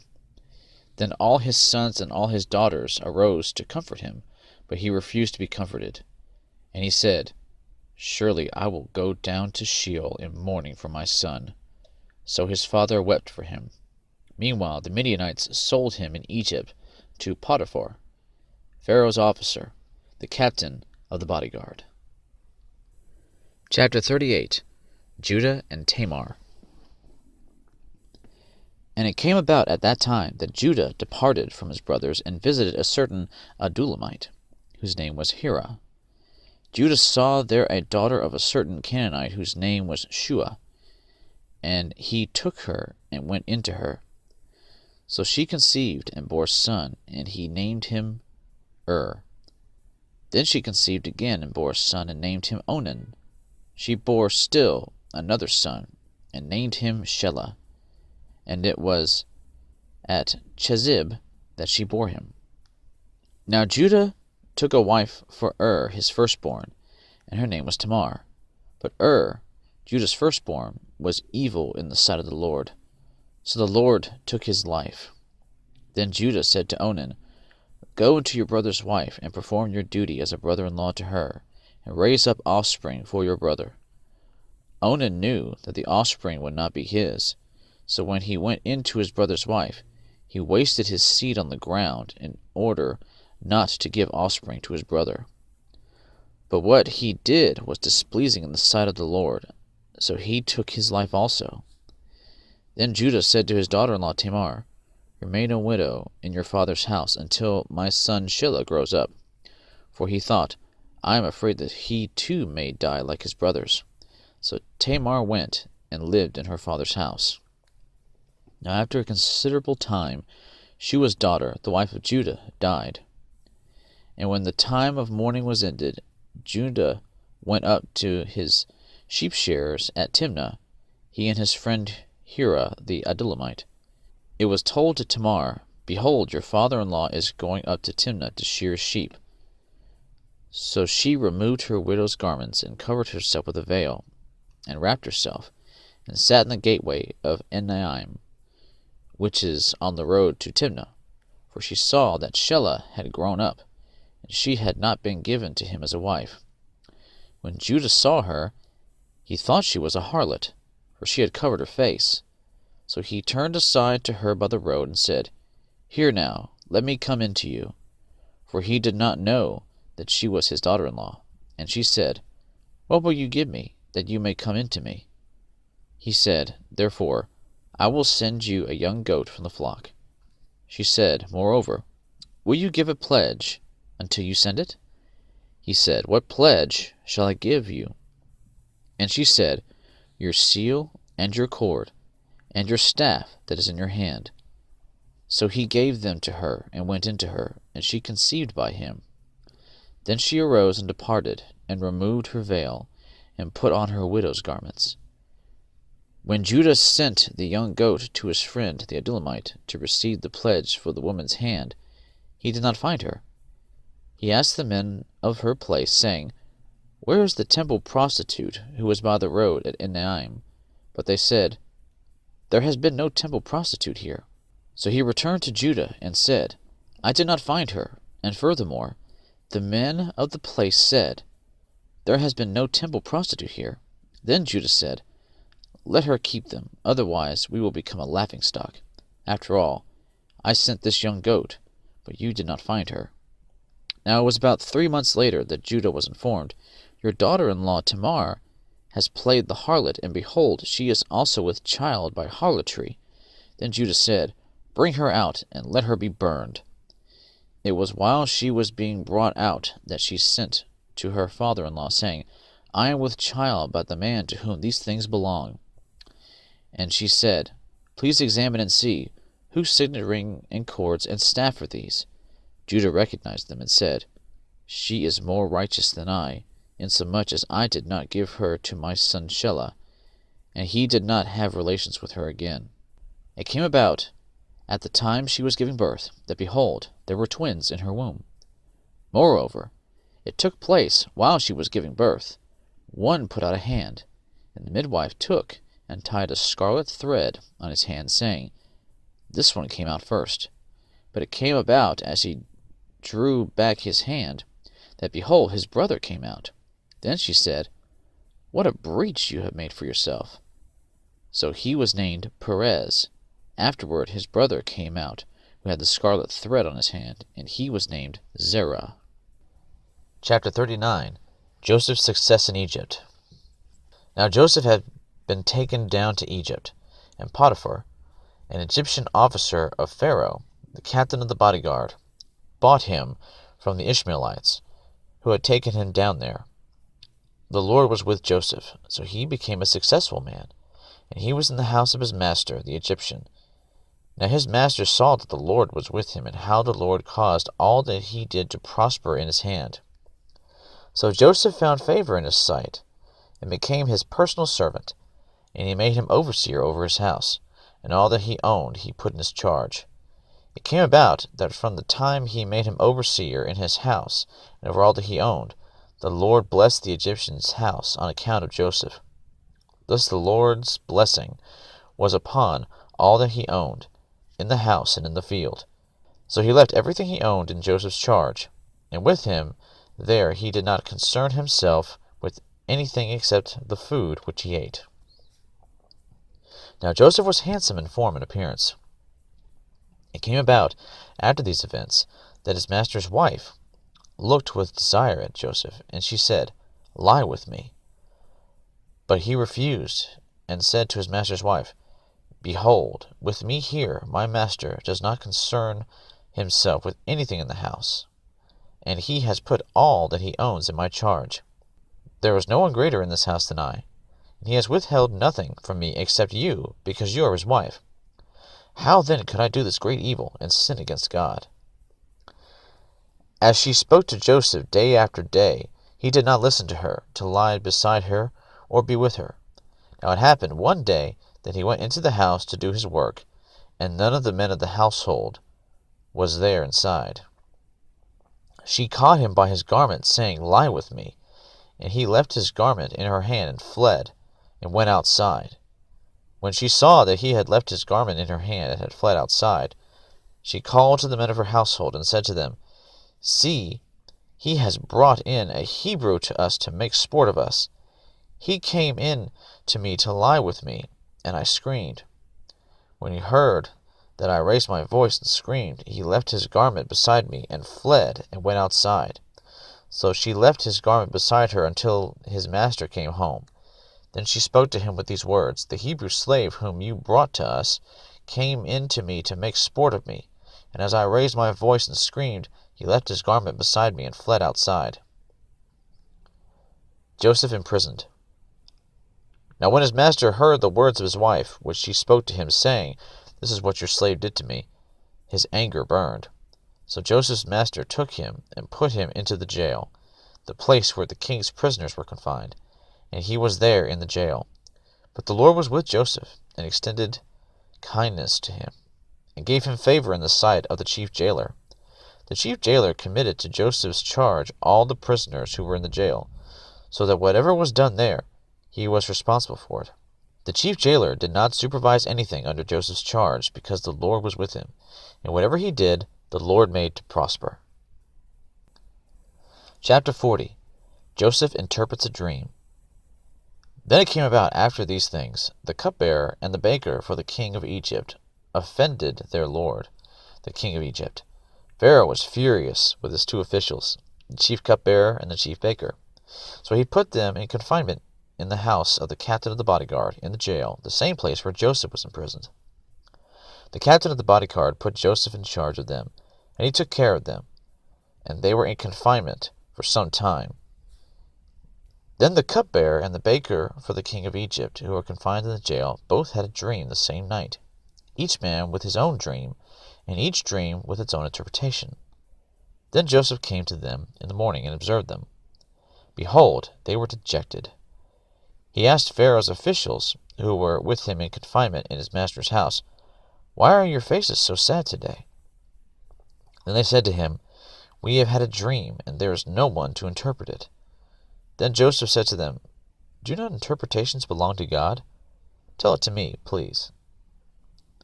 So the chief cupbearer told his dream to Joseph, and said to him, In my dream, behold, there was a vine in front of me, and on the vine were 3 branches.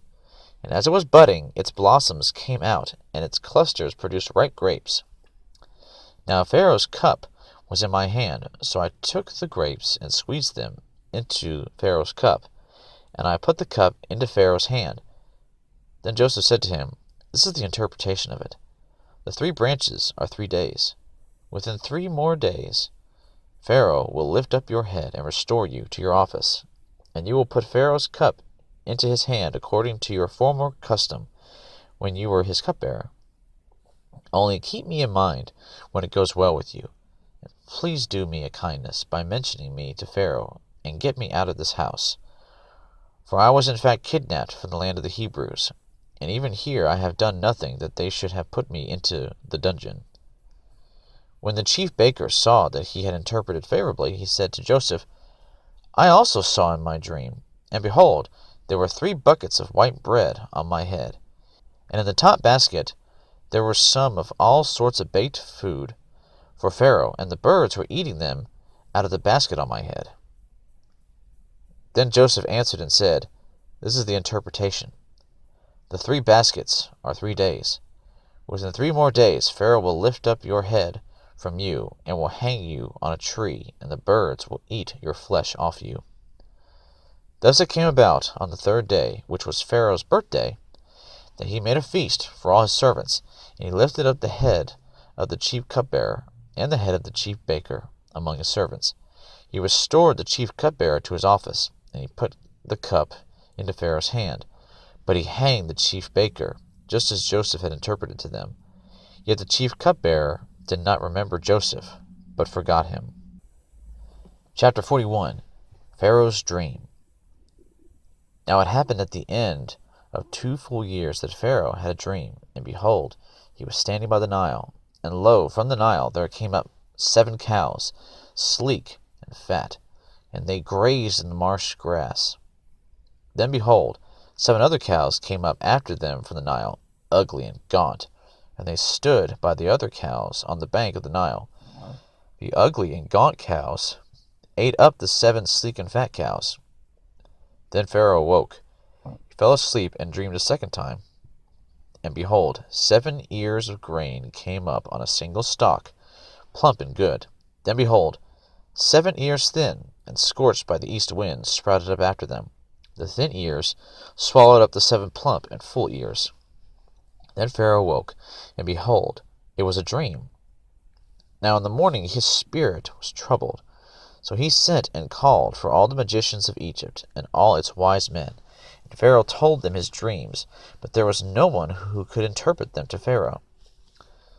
Then the chief cupbearer spoke to Pharaoh, saying, I would make mention today of my own offenses. Pharaoh was furious with his servants, and he put me in confinement in the house of the captain of the bodyguard, both me and the chief baker. We had a dream on the same night. He and I, each of us dreamed according to the interpretation of his own dream. Now our Hebrew youth was with us there, a servant of the captain of the bodyguard, and we related them to him, and he interpreted our dreams for us. To each one he interpreted according to his own dream, and just as he interpreted for us, so it happened. He restored me in my office, but he hanged him. Joseph interprets.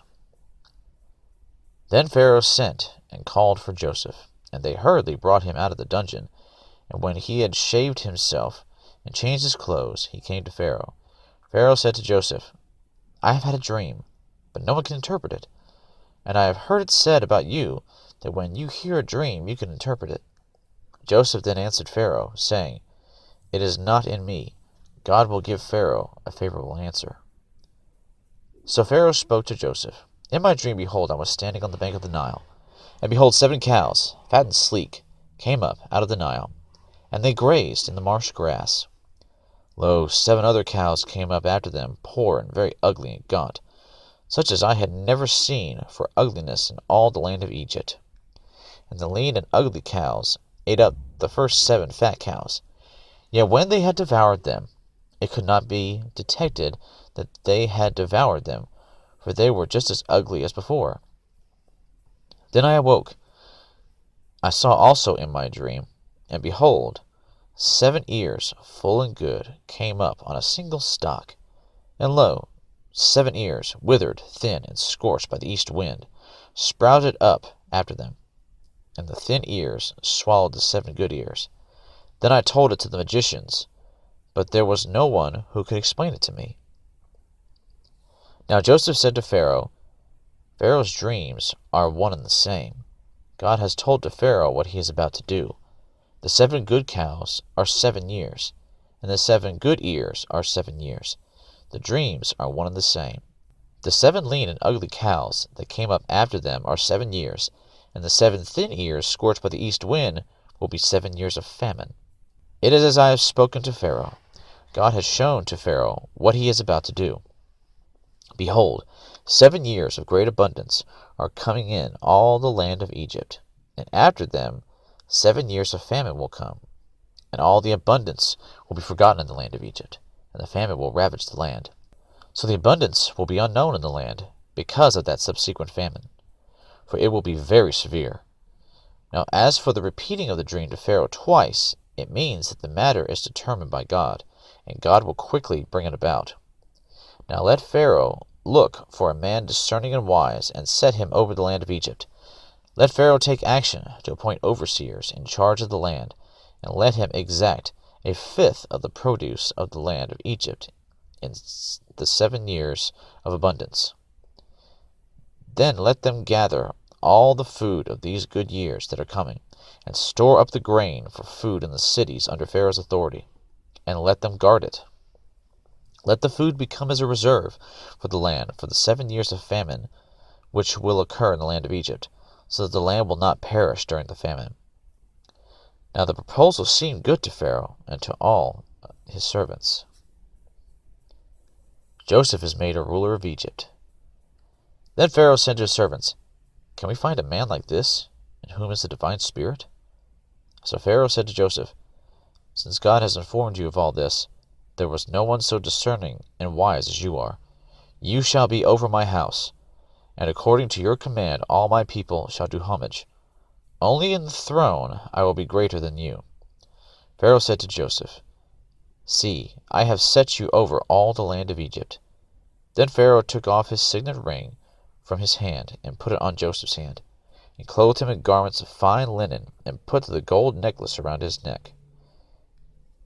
He had him ride in his second chariot, and then proclaimed before him, "Bow the knee," and he set him over all the land of Egypt. Moreover, Pharaoh said to Joseph, "Though I am Pharaoh, yet without your permission no one shall raise his hand or foot in all the land of Egypt." Then Pharaoh named Joseph Zaphenath-Paneah, and he gave him Asenath, the daughter of Potiphera, priest of On, as his wife. And Joseph went forth over the land of Egypt. Now Joseph was 30 years old when he stood before Pharaoh, king of Egypt. And Joseph went out from the presence of Pharaoh, and went through all the land of Egypt. During the 7 years of plenty the land brought forth abundantly. So he gathered all the food of these 7 years which occurred in the land of Egypt, and placed the food in the cities. He placed in every city the food from its own surrounding fields. Thus Joseph stored up grain in great abundance, like the sand of the sea, until he stopped measuring it, for it was beyond measure. The sons of Joseph. Now before the year of famine came, 2 sons were born to Joseph, whom Asenath, the daughter of Potiphera, priest of On, bore to him. Joseph named the firstborn Manasseh, for he said, "God has made me forget all my trouble and all my father's household." He named the second Ephraim, for he said, "God has made me fruitful in the land of my affliction." When the 7 years of plenty which had been in the land of Egypt came to an end, and the 7 years of famine began to come, just as Joseph had said, then there was famine in all the lands. But in all the land of Egypt there was bread. So when all the land of Egypt was famished, the people cried out to Pharaoh for bread, and Pharaoh said to all the Egyptians, "Go to Joseph. Whatever he says to you, you shall do." When the famine was spread over all the face of the earth, then Joseph opened all the storehouses, and sold to the Egyptians, and the famine was severe in the land of Egypt. The people of all the earth came to Egypt to buy grain from Joseph, because the famine was severe in all the earth. Chapter 42. Joseph's brothers sent to Egypt. Now Jacob saw that there was grain in Egypt, and Jacob said to his sons, "Why are you staring at one another?" He said, "Behold, I have heard that there is grain in Egypt. Go down there and buy some for us from that place, so that we may live and not die." Then 10 brothers of Joseph went down to buy grain from Egypt. But Jacob did not send Joseph's brother Benjamin with his brothers, for he said, "I am afraid that harm may befall him." So the sons of Israel came to buy grain amongst those who were coming, for the famine was in the land of Canaan also. Now Joseph was the ruler over the land. He was the one who sold to all the people of the land. And Joseph's brothers came and bowed down to him with their faces to the ground. When Joseph saw his brothers, he recognized them, but he disguised himself to them and spoke to them harshly. And he said to them, "Where have you come from?" And they said, "From the land of Canaan, to buy food." But Joseph had recognized his brothers, although they did not recognize him. Joseph remembered the dreams which he had about them, and said to them, "You are spies. You have come to look at the undefended parts of our land."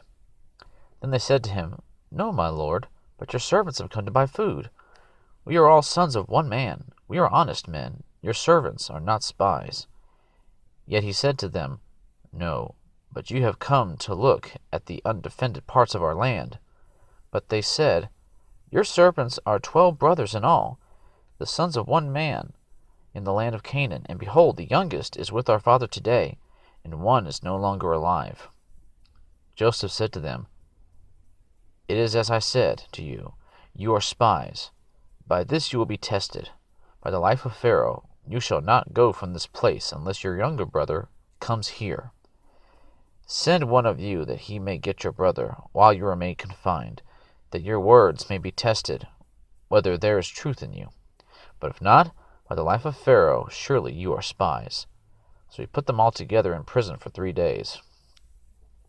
Now Joseph said to them on the 3rd day, "Do this and live, for I fear God.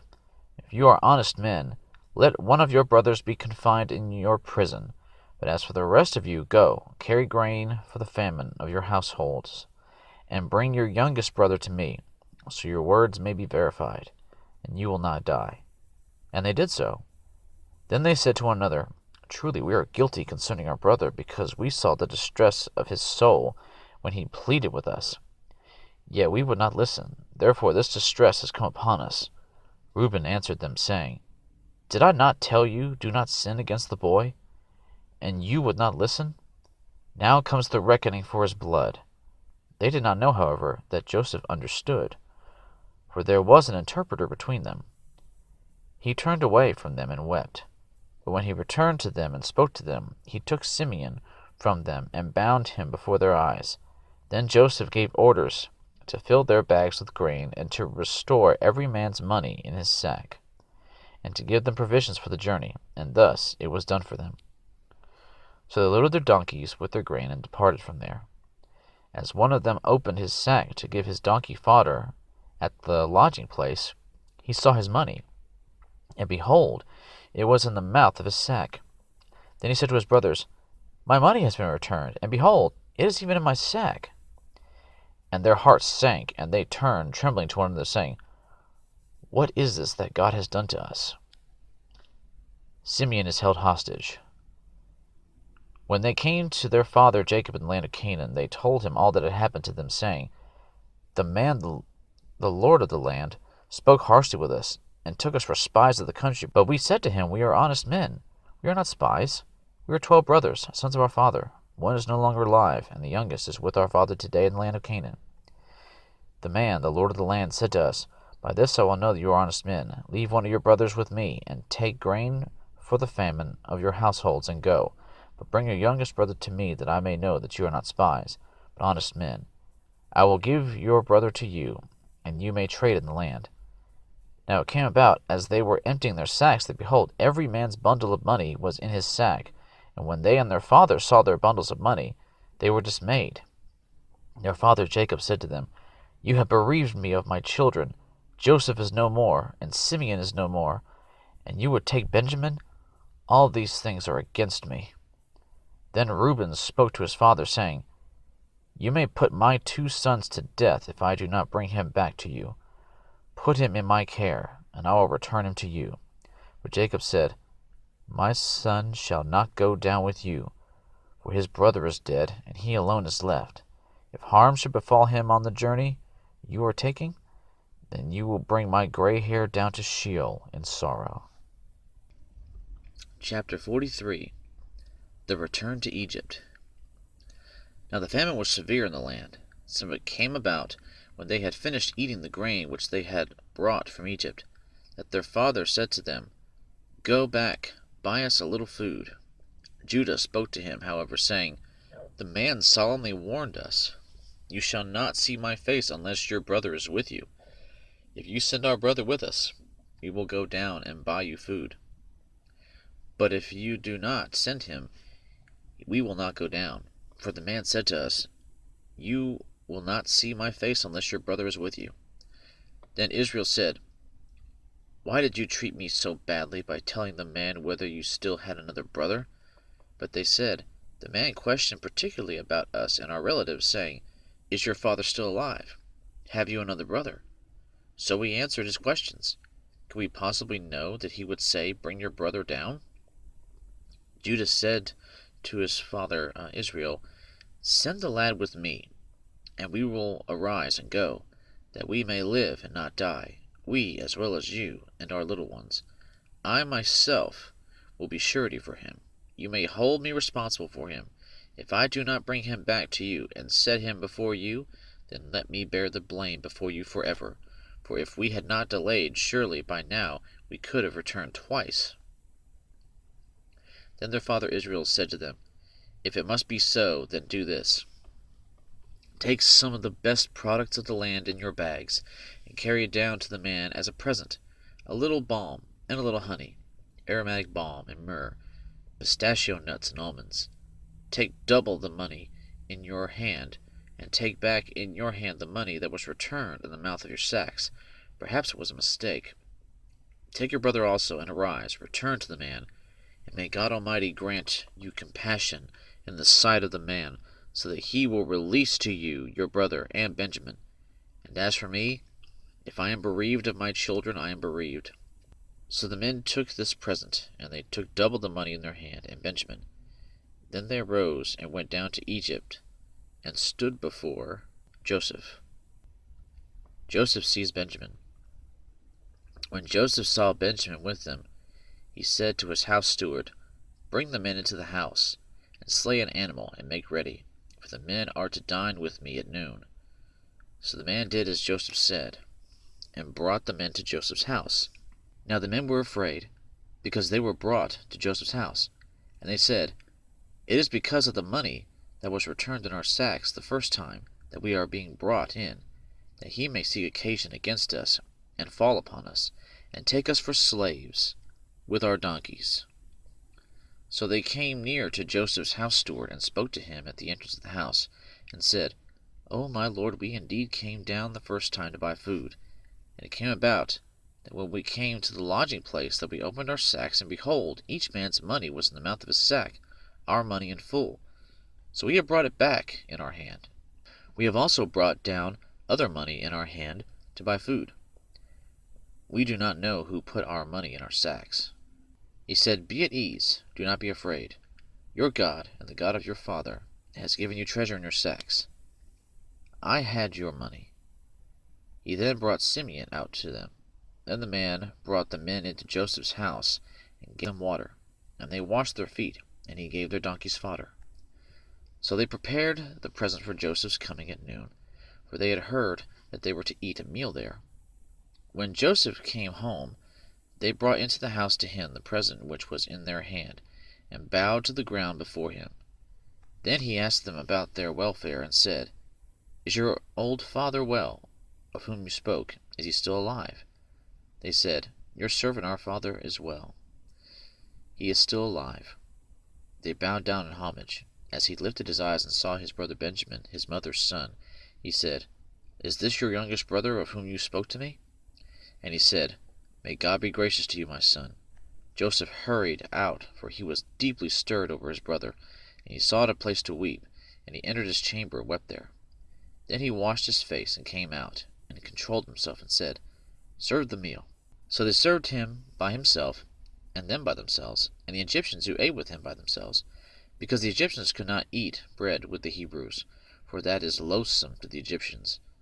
Now they were seated before him, the firstborn according to his birthright, and the youngest according to his youth. And the men looked at one another in astonishment. He took portions to them from his own table, but Benjamin's portion was 5 times as much as any of theirs. So they feasted and drank freely with him. Chapter 44. The brothers are brought back. Then he commanded his house steward, saying, Fill the men's sacks with food, as much as they can carry, and put each man's money in the mouth of his sack. Put my cup, the silver cup, in the mouth of the sack of the youngest, and his money for the grain. And he did as Joseph had told him. As soon as it was light, the men were sent away, they with their donkeys. They had just gone out of the city, and were not far off, when Joseph said to his house steward, Up, follow the men, and when you overtake them, say to them, Why have you repaid evil for good? Is not this the one from which my Lord drinks, and which he indeed uses for divination? You have done wrong in doing this. So he overtook them, and spoke these words to them. They said to him, Why does my Lord speak such words as these? Far be it from your servants to do such a thing. Behold, the money with which we found in the mouth of our sacks, we have brought back to you from the land of Canaan. How then could we steal silver or gold from your Lord's house? With whomever of your servants it is found, let him die, and we also will be my Lord's slaves. So he said, Now let it also be according to your words. He with whom it is found shall be my slave, and the rest of you shall be innocent. Then they hurried. Each man lowered his sack to the ground, and each man opened his sack. He searched, beginning with the oldest and ending with the youngest. And the cup was found in Benjamin's sack. Then they tore their clothes, and when each man loaded his donkey, they returned to the city.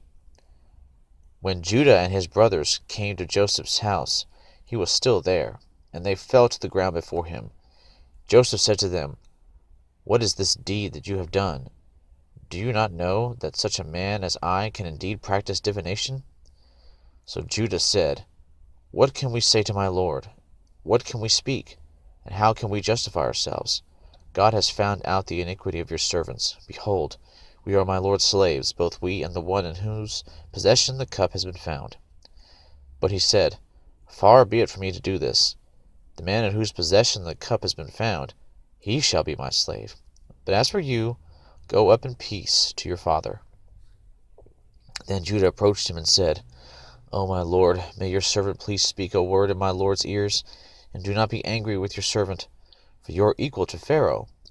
My lord asked his servants, saying, 'Have you a father or a brother?' We said to my lord, 'We have an old father, and a little child of his old age. Now his brother is dead, so he alone is left of his mother, and his father loves him. Then you said to your servants, Bring him down to me, that I may set my eyes on him. But we said to my lord, The lad cannot leave his father, for if he should leave his father would die. You said to your servants, however, Unless your youngest brother comes down with you, you will not see my face again. Thus it came about, when we went up to your servant, my father, we told him the words of my lord. Our father said, Go back, buy us a little food. But we said, We cannot go down. If our youngest brother is with us, then we will go down, for we cannot see the man's face unless our youngest brother is with us. Your servant, my father, said to us, You know that my wife bore me 2 sons, and the one went out from me. And I said, Surely he is torn in pieces, and I have not seen him since. If you take this one also from me, and harm befalls him, you will bring my gray hair down to Sheol in sorrow. Now therefore, when I come to your servant my father, and the lad is not with us, since his life is bound up in the lad's life, when he sees that the lad is not with us, he will die. Thus your servants will bring the gray hair on your servant our father down to Sheol in sorrow. For your servant became surety for the lad to my father, saying, If I do not bring him back to you, then let me bear the blame before my father forever. Now therefore, please let your servant remain instead of the lad as slave to my lord, and let the lad go up with his brothers. For how shall I go up to my father, if the lad is not with me, for fear that I see the evil that would overtake my father?" Chapter 45. Joseph deals kindly with his brothers. Then Joseph could not control himself before all those who stood by him, and he cried, Have everyone go out from me. So there was no man with him when Joseph made himself known to his brothers. He wept so loudly that the Egyptians heard it, and the household of Pharaoh heard it. Then Joseph said to his brothers, I am Joseph. Is my father still alive?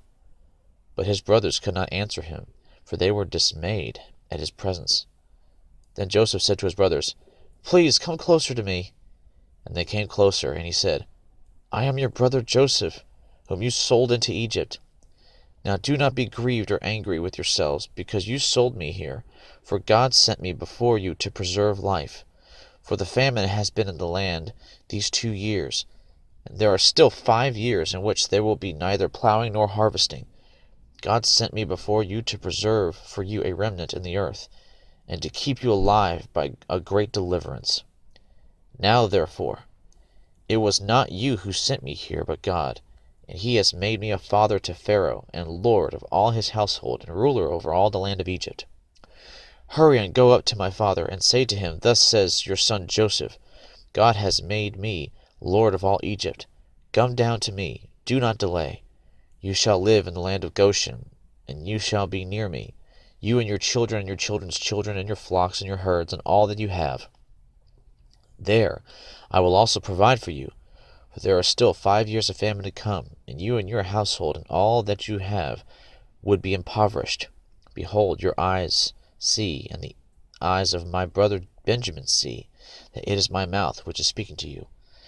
Now you must tell my father of all my splendor in Egypt, and all that you have seen, and you must hurry and bring my father down here."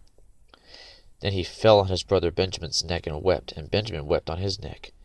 He kissed all his brothers and wept on them, and afterward his brothers talked with him. Now when the news was heard in Pharaoh's house that Joseph's brothers had come, it pleased Pharaoh and his servants. Then Pharaoh said to Joseph, "Say to your brothers, do this, load your beasts and go to the land of Canaan, and take your father and your household and come to me, and I will give you the best of the land of Egypt, and you will eat the fat of the land. Now you are ordered, do this, take wagons from the land of Egypt for your little ones and for your wives, and bring your father and come. Do not concern yourselves with your goods, for the best of all the land of Egypt is yours." Then the sons of Israel did so, and Joseph gave them wagons according to the command of Pharaoh, and gave them provisions for the journey. To each of them he gave changes of garments, but to Benjamin he gave 300 pieces of silver and 5 changes of garments. To his father he sent as follows: 10 donkeys loaded with the best things of Egypt, and 10 female donkeys loaded with the grain and bread and sustenance for his father on the journey. So he sent his brothers away, and as they departed, he said to them, "Do not quarrel on the journey." Then they went up from Egypt, and came to the land of Canaan to their father Jacob. They told him, saying, "Joseph is still alive, and indeed he is ruler over all the land of Egypt." But he was stunned, for he did not believe them.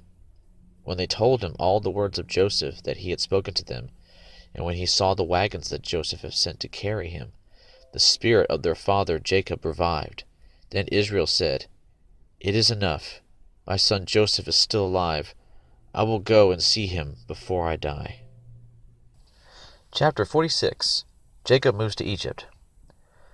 So Israel set out with all he had, and came to Beersheba, and offered sacrifices to the God of his father Isaac. God spoke to Israel in visions of the night, and said, "Jacob, Jacob." And he said, "Here I am." He said, "I am God, the God of your father. Do not be afraid to go down to Egypt, for I will make you a great nation there. I will go down with you to Egypt, and I will also surely bring you up again, and Joseph will close your eyes."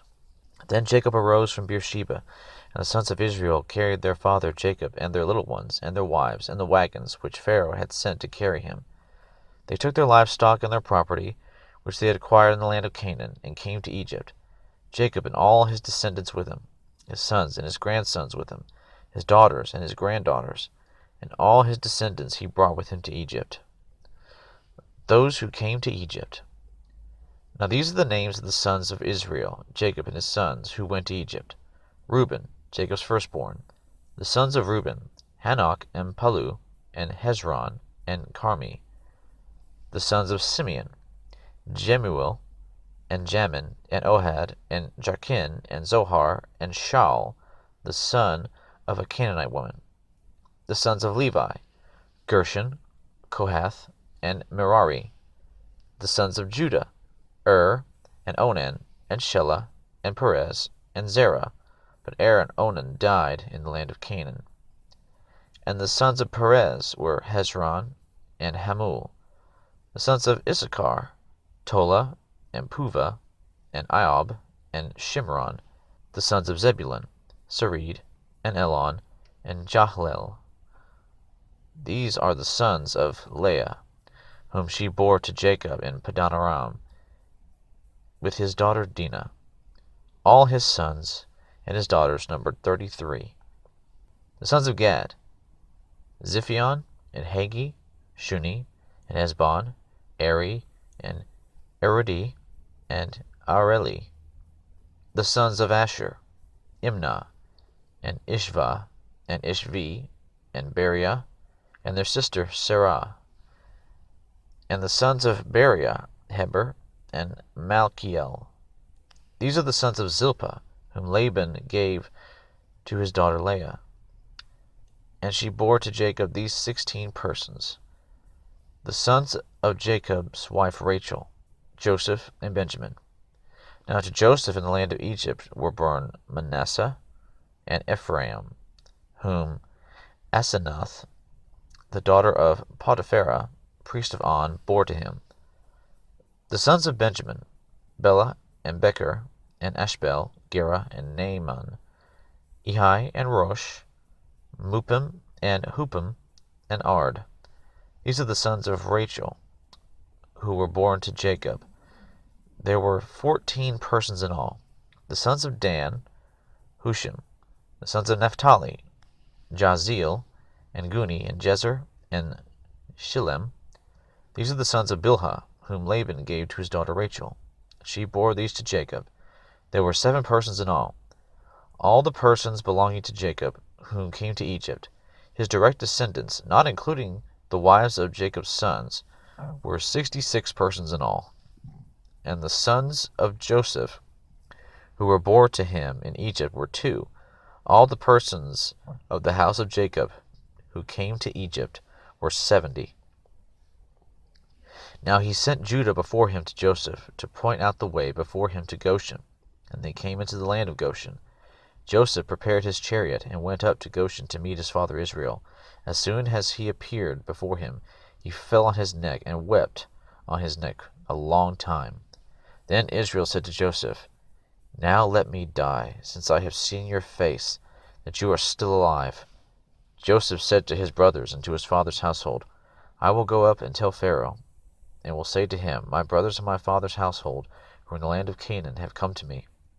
And the men are shepherds, for they have been keepers of livestock, and they have brought their flocks and their herds, and all that they have. When Pharaoh calls you and says, What is your occupation?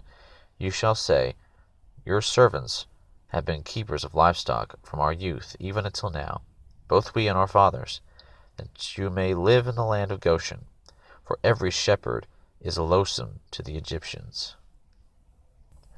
Chapter 47. Jacob's family settles in Goshen. Then Joseph went in and told Pharaoh, and said, My father and my brothers and their flocks and their herds and all that they have come out of the land of Canaan, and behold, they are in the land of Goshen. He took 5 men from among his brothers, and presented them to Pharaoh. Then Pharaoh said to his brothers, What is your occupation? So they said to Pharaoh, Your servants are shepherds, both we and our fathers. They said to Pharaoh, We have come to sojourn in the land, for there is no pasture for your servants' flocks, for the famine is severe in the land of Canaan. Now therefore, please let your servants live in the land of Goshen. Then Pharaoh said to Joseph, Your father and your brothers have come to you. The land of Egypt is at your disposal. Settle your father and your brothers in the best of the land. Let them live in the land of Goshen. And if you know any capable men among them, then put them in charge of my livestock. Then Joseph brought his father Jacob, and presented him to Pharaoh. And Jacob blessed Pharaoh. Pharaoh said to Jacob, How many years have you lived? So Jacob said to Pharaoh, The years of my sojourning are 130. Few and unpleasant have been the years of my life, nor have they attained the years that my fathers lived during the days of their sojourning. And Jacob blessed Pharaoh, and went out from his presence. So Joseph settled his father and his brothers, and gave them a possession in the land of Egypt, in the best of the land, in the land of Ramses, as Pharaoh had ordered. Joseph provided his father and his brothers and all his father's household with food according to their little ones. Now there was no food in all the land, because the famine was very severe, so that the land of Egypt and the land of Canaan languished because of the famine. Joseph gathered all the money that was found in the land of Egypt and in the land of Canaan for the grain which they bought, and Joseph brought the money into Pharaoh's house. When the money was all spent in the land of Egypt and in the land of Canaan, all the Egyptians came to Joseph and said, Give us food, for why should we die in your presence? For our money is gone. Then Joseph said, Give up your livestock, and I will give you food for your livestock, since your money is gone. So they brought their livestock to Joseph, and Joseph gave them food in exchange for the horses and the flocks and the herds and the donkeys, and he fed them with food in exchange for all their livestock that year. When that year was ended, they came to him the next year and said to him, We will not hide from my lord that our money is all spent, and the cattle are my lord's. There is nothing left for my lord except our bodies and our lands. Why should we die before your eyes, both we and our land? Buy us and our land for food, and we and our land will be slaves to Pharaoh. So give us seed, that we may live and not die, and that the land may not be desolate. Result of the famine. So Joseph bought all the land of Egypt for Pharaoh, for every Egyptian sold his field, because the famine was severe upon them. Thus the land became Pharaoh's. As for the people, he removed them to the cities from one end of Egypt's border to the other. Only the land of the priests he did not buy, for the priests had an allotment from Pharaoh, and they lived off the allotment which Pharaoh gave them. Therefore they did not sell their land. Then Joseph said to the people, Behold, I have today bought you and your land for Pharaoh. Now here is seed for you, and you may sow the land. At the harvest you shall give a fifth to Pharaoh, and 4/5 shall be your own for seed of the field, and for your food, and for those of your households, and as food for your little ones. So they said, You have saved our lives. Let us find favor in the sight of my Lord, and we will be Pharaoh's slaves. Joseph made it a statute concerning the land of Egypt, valid to this day, that Pharaoh should have the fifth. Only the land of the priests did not become Pharaoh's. Now Israel lived in the land of Egypt in Goshen, and they acquired property in it, and were fruitful, and became very numerous. Jacob lived in the land of Egypt 17 years, so the length of Jacob's life was 147 years. When the time for Israel to die drew near, he came to his son Joseph and said to him, Please, if I have found favor in your sight, place now your hand under my thigh, and deal with me in kindness and faithfulness. Please do not bury me in Egypt. But when I lie down with my fathers, you shall carry me out of Egypt, and bury me in their burial place. And he said, I will do as you have said. He said, Swear to me. So he swore to him. Then Israel bowed in worship at the head of the bed. Chapter 48. Israel's last days.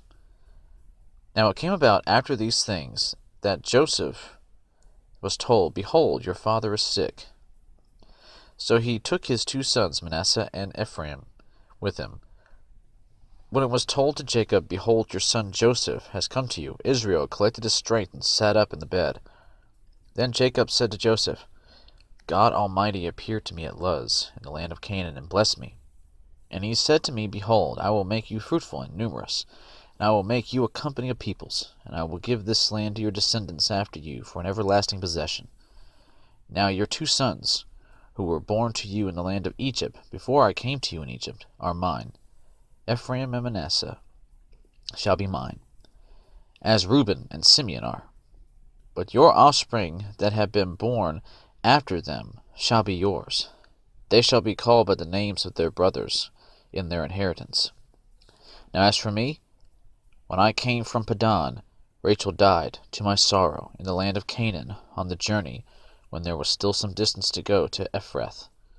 And I buried her there on the way to Ephrath, that is, Bethlehem. When Israel saw Joseph's sons, he said, Who are these? Joseph said to his father, They are my sons, whom God has given me here. So he said, Bring them to me, please, that I may bless them. Now the eyes of Israel were so dim from age that he could not see. Then Joseph brought them close to him, and he kissed them and embraced them. Israel said to Joseph, I never expected to see your face, and behold, God has let me see your children as well. Then Joseph took them from his knees, and bowed with his face to the ground. Joseph took them both, Ephraim with his right hand toward Israel's left, and Manasseh with his left hand toward Israel's right, and brought them close to him. But Israel stretched out his right hand and laid it on the head of Ephraim, who was the younger, and his left hand on Manasseh's head, crossing his hands, although Manasseh was the firstborn. He blessed Joseph and said, The God before whom my fathers Abraham and Isaac walked, the God who has been my shepherd all my life to this day, the angel who has redeemed me from all evil, bless the lads, and may my name live on in them, and the names of my fathers Abraham and Isaac, and may they grow into a multitude in the midst of the earth. When Joseph saw that his father laid his right hand on Ephraim's head, it displeased him, and he grasped his father's hand to remove it from Ephraim's head to Manasseh's head. Joseph said to his father, Not so, my father, for this one is the firstborn. Place your right hand on his head. But his father refused and said, I know, my son, I know. He also will become a people. Also will be great. However, his younger brother shall be greater than he, and his descendants shall become a multitude of nations. He blessed them that day, saying, By you Israel will pronounce blessings, saying, May God make you like Ephraim and Manasseh. Thus he put Ephraim before Manasseh. Then Israel said to Joseph, Behold, I am about to die, but God will be with you, and bring you back to the land of your fathers. I give you one portion more than your brothers, which I took from the hand of the Amorite, with my sword and my bow. Chapter 49. Israel's prophecy concerning his sons. Then Jacob summoned his sons, and said, Assemble yourselves, that I may tell you what will befall you in the days to come. Gather together and hear, O sons of Jacob, and listen to Israel your father. Reuben, you are my firstborn, my might, and the beginning of my strength, preeminent in dignity, and preeminent in power, uncontrolled as water. You shall not have preeminence, because you went up to your father's bed. Then you defiled it. He went up to my couch. Simeon and Levi are brothers. Their swords are implements of violence. Let my soul not enter their council. Let not my glory be united with their assembly, because in their anger they slew men, and in their self-will they lamed oxen. Cursed be their anger, for it is fierce, and their wrath, for it is cruel. I will disperse them in Jacob, and scatter them in Israel. Judah, your brothers shall praise you. Your hand shall be on the neck of your enemies. Your father's sons shall bow down to you. Judah is a lion's whelp. From the prey, my son, you have gone up. He couches, he lies down as a lion, and as a lion, who dares rouse him up? The scepter shall not depart from Judah, nor the ruler's staff from between his feet, until Shiloh comes, and to him shall be the obedience of the peoples. He ties his foal to the vine, and his donkey's colt to the choice vine. He washes his garments in wine, and his robes in the blood of grapes. His eyes are dull from wine, and his teeth white from milk. Zebulun will dwell at the seashore, and he shall be a haven for ships, and his flank shall be toward Sidon. Issachar is a strong donkey, lying down between the sheepfolds. When he saw that a resting place was good, and that the land was pleasant, he bowed his shoulder to bear burdens, and became a slave at forced labor. Dan shall judge his people as one of the tribes of Israel. Dan shall be a serpent in the way, a horned snake in the path, that bites the horse's heels, so that his rider falls backward. For your salvation I wait, O Lord. As for Gad, raiders shall raid him, but he will raid at their heels. As for Asher, his food shall be rich, and he will yield royal dainties. Naphtali is a doe let loose. He gives beautiful words. Joseph is a fruitful bow by a spring. Its branches run over a wall. The archers bitterly attacked him, and shot at him, and harassed him, but his bow remained firm, and his arms were agile. From the hands of the mighty one of Jacob, from there is this shepherd, the stone of Israel. From the God of your father who helps you, and by the Almighty who blesses you, with blessings of heaven above, and blessings of the deep that lies beneath, blessings of the beasts and of the womb. The blessings of your father have surpassed the blessings of my ancestors, up to the utmost bound of the everlasting hills. May they be on the head of Joseph, and on the crown of the head of the one distinguished among his brothers. Benjamin is a ravenous wolf.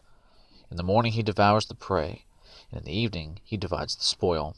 All these are the 12 tribes of Israel, and this is what their father said to them when he blessed them. He blessed them, every one, with the blessing appropriate to him. Then he charged them and said to them, I am about to be gathered to my people. Bury me with my fathers in the cave that is in the field of Ephron the Hittite, in the cave that is in the field of Machpelah, which is before Mamre, in the land of Canaan, which Abraham bought, along with the field from Ephron the Hittite, for a burial site. There they buried Abraham and his wife Sarah. There they buried Isaac and his wife Rebekah. And there I buried Leah. the field and the cave that is in it, purchased from the sons of Heth. When Jacob finished charging his sons, he drew his feet into the bed and breathed his last, and was gathered to his people. Chapter 50. The Death of Israel. Then Joseph fell on his father's face, and wept over him, and kissed him. Joseph commanded his servants the physicians to embalm his father. So the physicians embalmed Israel. Now 40 days were required for it, for such is the period required for embalming.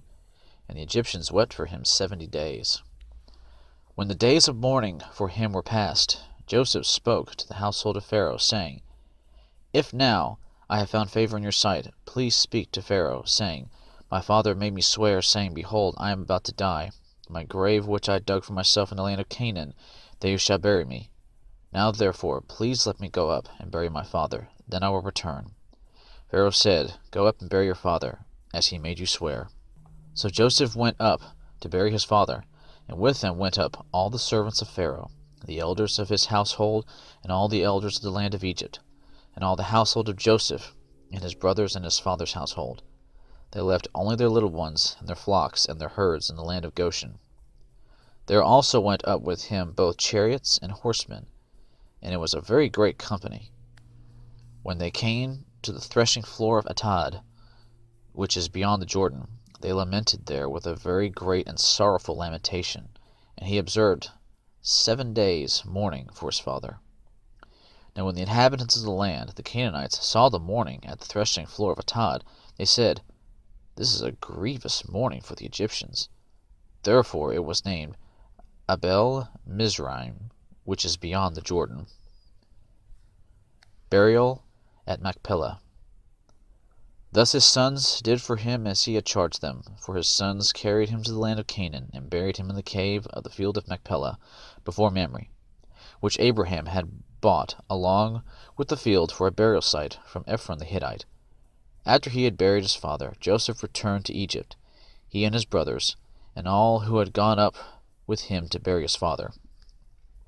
When Joseph's brothers saw that their father was dead, they said, What if Joseph bears a grudge against us, and pays us back in full for all the wrong which we did to him? So they sent a message to Joseph, saying, Your father charged before he died, saying, Thus you shall say to Joseph, Please forgive, I beg you, the transgression of your brothers and their sin, for they did you wrong.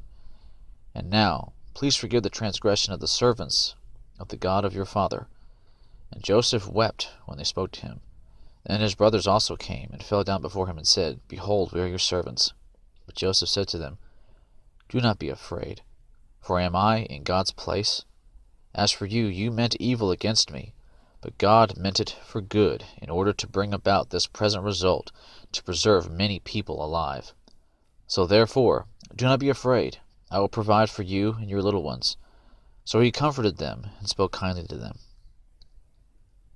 Death of Joseph. Now Joseph stayed in Egypt, he and his father's household, and Joseph lived 110 years. Joseph saw the third generation of Ephraim's sons. Also the sons of Machir, the son of Manasseh, were born on Joseph's knees. Joseph said to his brothers, I am about to die, but God will surely take care of you, and bring you up from this land to the land which he promised on oath to Abraham, to Isaac, and to Jacob. Then Joseph made the sons of Israel swear, saying, God will surely take care of you, and you shall carry my bones up from here.